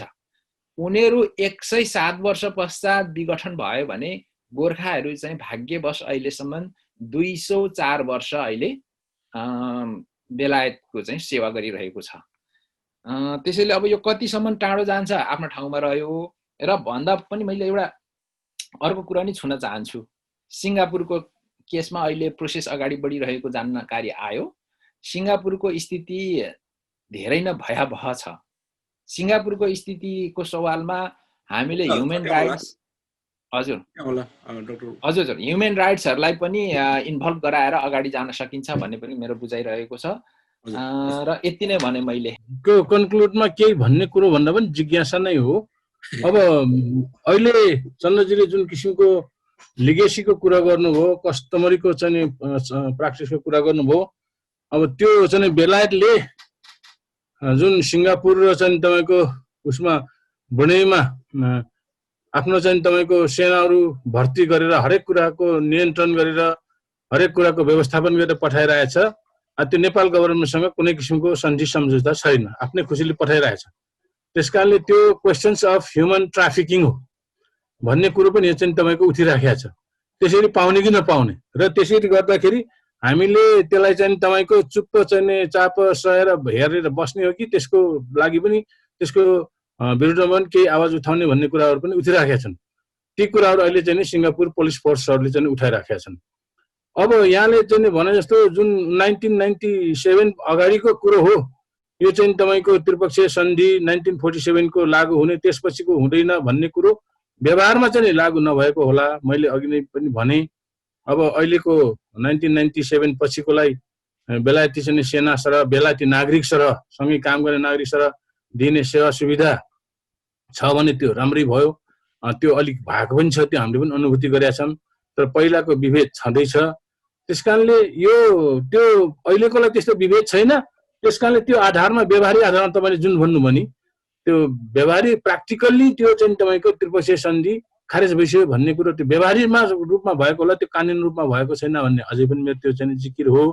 त्यसकारणले चन्द्रजीले भनेको कुरा पनि तपाईँले आफैलेमा पनि त्यो अलि चाहिँ तपाईँको कन्फ्लिक्टिङ जस्तो देखियो, अलि विरोधाभास जस्तो कि उता चाहिँ 2009 को हाउस अफ कमन लिएर त्यहाँको चाहिँ तपाईँको अदालतले खारेज गरिसक्यो भन्ने कुरा फेरि यता चाहिँ होइन, त्यो पहिलाकोलाई त छ अहिलेकोलाई छैन भन्ने कुरा चाहिँ तपाईँको अलि विरोधाभास जस्तो कुराहरू चाहिँ हुन्। त्यसकारणले यो कुरो चाहिँ स्पष्ट होस् भन्ने म चाहन्छु र त्यो कुराहरूको आधारमा हामीले चाहिँ तपाईँको यो चाहिँ 1947 को ट्रिटी सन्धि हो, यो सन्धि चाहिँ खारेज भयो भनेर हामीले चाहिँ भन्नु उचित हुन्छ कि हुँदैन त्यो कुराहरू पनि चाहिँ तपाईँको यहाँप्रति नै म चाहिँ एउटा चाहिँ छोड्न चाहन्छु। र जुन कुरा यहाँले चाहिँ तपाईँको भन्नुभएको छ ती कुराहरूलाई चाहिँ तपाईँको एउटा आधिकारिक एउटा चाहिँ इभिडेन्सको साथमा तपाईँले भनिदिनु भयो भनेदेखि त्यो त ठुलै काम हुन्छ हो। तपाईँले हाम्रो चाहिँ तपाईँको परम गुरुङले विगेशको आन्दोलनमा खेलेको भूमिका पुर्याउनु भएको योगदान त्यो आफ्नो ठाउँमा छन्। त्यसलाई चाहिँ तपाईँको सबैले आफ्नो किसिमले मूल्याङ्कन गरे होलान्। तर पनि त्यो चाहिँ तपाईँको आन्दोलनको जुन किसिमको भूमिका यहाँले निभाउनु भयो त्यो अनुसार यस्तो खालको चाहिँ तपाईँको लिगल कुराहरूमा पनि यहाँले चाहिँ तपाईँको त्यही खालको एउटा चाहिँ तपाईँको कन्ट्रिब्युसन गर्नुभयो भनेदेखि र सबैलाई जानकार बनाइदिनु भयो भनेदेखि सबैलाई सुसूचित बनाइदिनु भनेदेखि त्यो ठुलै कुरा हुन्छ। त्यसकारणले तपाईँलाई नमान्ने तपाईँको कुरो नसुन्ने त कुरै हुँदैन। तर यो चाहिँ तपाईँको त्यो कुरा हो कि होइन भन्ने कुरो कहिले यो प्र्याक्टिकल्ली भएको छ भन्ने, कहिले लिगल्ली चाहिँ अदालतले नै गरे हो भन्ने, त्यो कहिले एकपक्षीय भएको छ भन्ने, कहिले दुई पक्षीय भएको छ भन्ने कुराहरू ती कुराहरू चाहिँ तपाईँकोले हामीलाई चाहिँ तपाईँको अलिक दुविधा पार्छ। यदि त्यो लिगल्ली चाहिँ तपाईँको त्यो खारेज नै भएको भने यो सिङ्गापुर पुलिस फोर्सले आफ्नो 16 बुँदे मागको 14औं पोइन्टमा के लेखेको छ भनेदेखि नेपालको राष्ट्रिय तर राष्ट्रिय के अरे स्वाधीनतामा आँच पुर्याउने जुन सन् 1947 को नेपाल भारत बेलायतको जुन त्रिपक्षीय सन्धि हो त्यसको लागि खारेज गरेर त्यसको ठाउँमा द्विपक्षीय श्रम सम्झौता लागू गरियोस् भनेर मागै राखेका छ। त्यसकारण त्यस्तो कुराहरू कहाँबाट आयो होला? यहाँका वकिलले साँच्चै केही अनपढ हुन् र उनी केही नथाहा पाउने, यहाँको अदालतलाई त्यो खालको चाहिँ तपाईँको एउटा भनौँ न आफ्नो प्रेस्टिज हुन्छ कि हुँदैन ती खालको कुराहरूमा पनि हामीले चाहिँ संवेदनशील भएर चाहिँ कुरा राखौँ। त्यसकारणले भएका जुन चाहिँ तपाईँको डकुमेन्टको कुराहरू हुन्, लिगालिटीका कुराहरू हुन्, त्यो प्र्याक्टिक्समा चाहिँ भएका व्यवहारिकको जुन कुराहरू हुन् ती कुराहरू सबै कतिको चाहिँ एक अर्कासँग तालमेल खान्छन्। ती बारेमा चाहिँ आगामी फेरि उसमा चाहिँ राम्रोसँग चाहिँ हामीले छलफल गर्न सक्यौँ र त्यो सहितको चाहिँ एउटा कन्क्लुजनमा आयौँ भनेदेखि हामीले आन्दोलन नगर्ने भन्ने होइन। हामीले त मैले भन्न खोजेको के भन्थेँ तपाईँको यदि त्यो मुद्दा खारिजी भइसक्यो भनेदेखि यहाँ त मुद्दा त फेरि त्यही खारिजी होस् भन्ने चलिरहेछ। त्यसकारणले त्यो चाहिँ किन गर्नु पर्यो र चाहिँ तपाईँको अहिले चाहिँ तपाईँको बेलायती चाहिँ तपाईँको भर्ती केन्द्र बन्द गरिस् भनेर अझै पनि नारा उठिरहेका छन्। त्यस्तो कुराहरू छन् किन त्यो सबैको जड र आधार भनेको 1947 कै त्रिपक्षीय सन्धि हो। त्यसकारणले त्यो सन्धि खारेजी भइसकेको अवस्थामा त्यही सन्धिको विरोधमा लिएर हामीले चाहिँ गर्नुपर्ने हाम्रो समय शक्ति स्रोत खर्च गर्नुपर्ने आवश्यकता छैन भन्ने कुरा मात्रै। तर अन्याय विभेद उत्पीडनको विरुद्धमा त आन्दोलन नगर्ने भन्ने कुरै चाहिँ भएन। त्यसको चाहिँ तपाईँको विरोधमा चाहिँ आवाज नउठाउने भन्ने त कुरै भएन। त्यतापट्टि मात्रै भने हो। ती कुराहरूलाई चाहिँ चन्द्रजीले नै अब चाहिँ तपाईँको राम्रोसँग स्पष्ट दिनु भयो भने चाहिँ सबैलाई चाहिँ पहिलो कुरो चाहिँ सिङ्गापुर पुलिस र जिआरयूको कुरा चाहिँ ब्रिटिस लिगेसी हो। है। यस विषयमा म केही भन्न चाहन्न, किन भन्दाखेरि चाहिँ त्यो लिगेसीकै रूपमा राख्न दिने कि हामीले त्यसको बारेमा केही भन्ने हो भन्ने कुरा। हाम्रो राष्ट्रिय स्वाधीनता स्वाभिमानले त्यसो गर्न दिन्छ? हाम्रो देशको नागरिकलाई बेलायतले भर्ती गर्यो भनेदेखि संसारमा जहाँ पनि बेच्न पाउँछ त्यो? होइन। अब तपाईँले यसरी चाहिँ अब त्यसरी चाहिँ होइन कि मैले भन्न खोजेको भने यो 1948बाट जुन सिङ्गापुर पुलिसमा, त्योभन्दा अगाडि चाहिँ सिङ्गापुर पुलिसमा चाहिँ इन्डियनहरू थियो। इन्डियनको पुलिस फोर्सको पार्टी चाहिँ त्यहाँ, किनभने त्यो चाहिँ ब्रिटिस कोलोनी भएको हुनाले उनीहरूले भर्ती गरेको थियो। र 1948 पछि गोर्खालाई लिन थाल्यो र पोखराको ब्रिटिस क्याम्पबाट भर्तीको लिन्छ उनीहरूले पैसा, र तालिम चाहिँ आफ्नो ठाउँमा गर्छ। त्यस कारणले यो ब्रिटिस लिगेसी मैले किन भन्न खोजेको भन्दाखेरि चाहिँ ब्रिटिससँग कनेक्सन भएको कुरा यो हो है। अर्को कुरो चाहिँ जुन यो त्रिपक्षीय सम्झौताको बारेमा यो खारेज भइसकेको भने किन अब हामीले कुरा गर्ने भन्ने कुरा चाहिँ अहिले चाहिँ जुन डाक्टर साहबले गर्नुभएको छ, त्यसमा मेरो भनाइ के हो भने कानुनी रूपमा अहिले प्र्याक्टिकल रूपमा जुन बेलायती अदालत र बेलायतको हाउस अफ कमन्सले जुन गरेको दस्तावेज अनुसार यो खारेज भएको स्पष्ट देखिन्छ। तर अहिलेसम्मको प्र्याक्टिकल र यसलाई कसैले केही नभनेको हुनाले एकतर्फी पहिलेकै कुरालाई मानेर त्यसको आधारमा चाहिँ अहिले त्यो सम्झौता अनुसार चाहिँ लागू गरेको भन्ने कुरा मात्र हो। तर अब नेपाल सरकारले के भन्नु पर्यो भनेदेखि सिङ्गापुरमा भर्ती गर्ने कुरामा पनि अब हामीले चाहिँ ब्रिटिस मार्फत होइन, त्यो सोझै सिङ्गापुर सरकारसँग हाम्रो डाइरेक्ट भर्ती हुनु पर्यो। त्यस्तै गरेर जिआरयू गोर्खा रिजर्भ युनिट जुन छ उनीहरूको चाहिँ आन्तरिक सुरक्षाको लागि जुन ब्रुनाईको सुल्तानले राख्छ, त्यसको लागि पनि ब्रुनाईको सुल्तानसँग चाहिँ छुट्टै हाम्रो एग्रिमेन्ट हुनु पर्यो। त्यसकारण यसरी जानु पर्यो, किनभनेदेखि बेलायतले पहिलाको सिग्नेटरिजहरूमा तीनटा दफा हो, एउटा नेपाल हो, एउटा ब्रिटिस हो, एउटा इन्डिया हो। तर एउटा सिग्नेटरीले त उसको अदालत र उसले के अरे हाउस अफ कमन्सले यसलाई त न्यू लाइन भ्वाइड गरिसक्यो, खारिज जस्तै गरिसक्यो। त्यसो भएको हुनाले अझै पनि डाक्टर साहबसँग मेरो के अनुरोध छ भने तपाईँ कन्फ्युजनमा हुने कुरा चाहिँ आफ्नो ठाउँमा होला होइन, तर यो कन्फ्युजनमा हुनु पर्दैन। खालि के हो भने हामीले यसलाई चाहिँ अगाडि लैजान नसकेको हुनाले यो यस्तो देखिएको हो। अब नेपाल सरकारले विधिवत रूपमा भन्नु पर्यो 1947 को सन्धि चाहिँ यो कारणले खारिज भएको हुनाले इन्डियालाई पनि त्यही भन्नु पर्यो, सिङ्गापुरलाई पनि त्यही भन्नु पर्यो, र बेलायतलाई पनि तैले नै गरेको यो भएको हुनाले अब हामी बाइलेटरल ट्रिटी गर्छौँ होइन तसँग, र हाम्रो चाहिँ यो त्रिपक्षीय सम्झौता अब छैन भनेर धेरै यो कुराहरू। र अन्त्यमा तपाईँको यो मिडियाले जुन आज यो कार्यक्रमको लागि मलाई इन्भाइट गर्नुभयो, डाक्टर ओम सरसँग अनि चाहिँ हाम्रो विश्वदीप तिगलासँग यति राम्रोसँग कुरा भयो र एक्सपोज मैले केही कुराहरू आफ्नो एक्सपोज गर्ने मौका पाएँ होइन। त्यसको निमित्त तपाईँको यो इन्डिजिनियस मिडियालाई मेरो तर्फबाट अत्यन्त आभार प्रकट गर्छु। हामी सबैको तर्फबाट। हस्, धन्यवाद। आदरणीय दर्शकवृन्द, आज हामीले भूतपूर्व गोर्खा सैनिक र खास गरिकन 1947 को त्रिपक्षीय सन्धिको विषयमा विशेष बहस गऱ्यौँ। आजको बहसमा मानवशास्त्री प्राध्यापक डाक्टर ओम गुरुङ, त्यसै गरी डाक्टर चन्द्रबहादुर गुरुङ र विश्वासदीप तिगेला तीनजना सहभागी भएर हाम्रा दर्शकहरूलाई महत्त्वपूर्ण जानकारी, सूचना तथा आफ्नो विचारहरू राखिदिनु भयो। यसको लागि इन्डिजिनियस टेलिभिजन र यो जनसवाल कार्यक्रम र मेरो व्यक्तिगत तर्फबाट धेरै धेरै धन्यवाद दिएर कार्यक्रम यहीँ टुङ्ग्याउन चाहन्छु। तपाईँ दर्शकले पनि हाम्रो कार्यक्रम हेरेर हामीलाई साथ दिनुभयो, तपाईँ दर्शकलाई धन्यवाद दिन चाहन्छु। हामी जनताका विविध सरोकारमा हरेक दिन यो कार्यक्रम प्रस्तुत गर्ने गर्दछौँ। भोलि पनि अर्को सन्दर्भ र अर्को विषयका साथ हामी र अर्का अतिथिका साथ हामी उपस्थित हुनेछौँ। अहिलेको लागि भने तपाईँको न्यानो माया र सृजनशील सुझावको अपेक्षा गर्दै कार्यक्रमबाट सबै युनिटका साथ म कुमार यात्रु बिदा चाहन्छु। नमस्कार।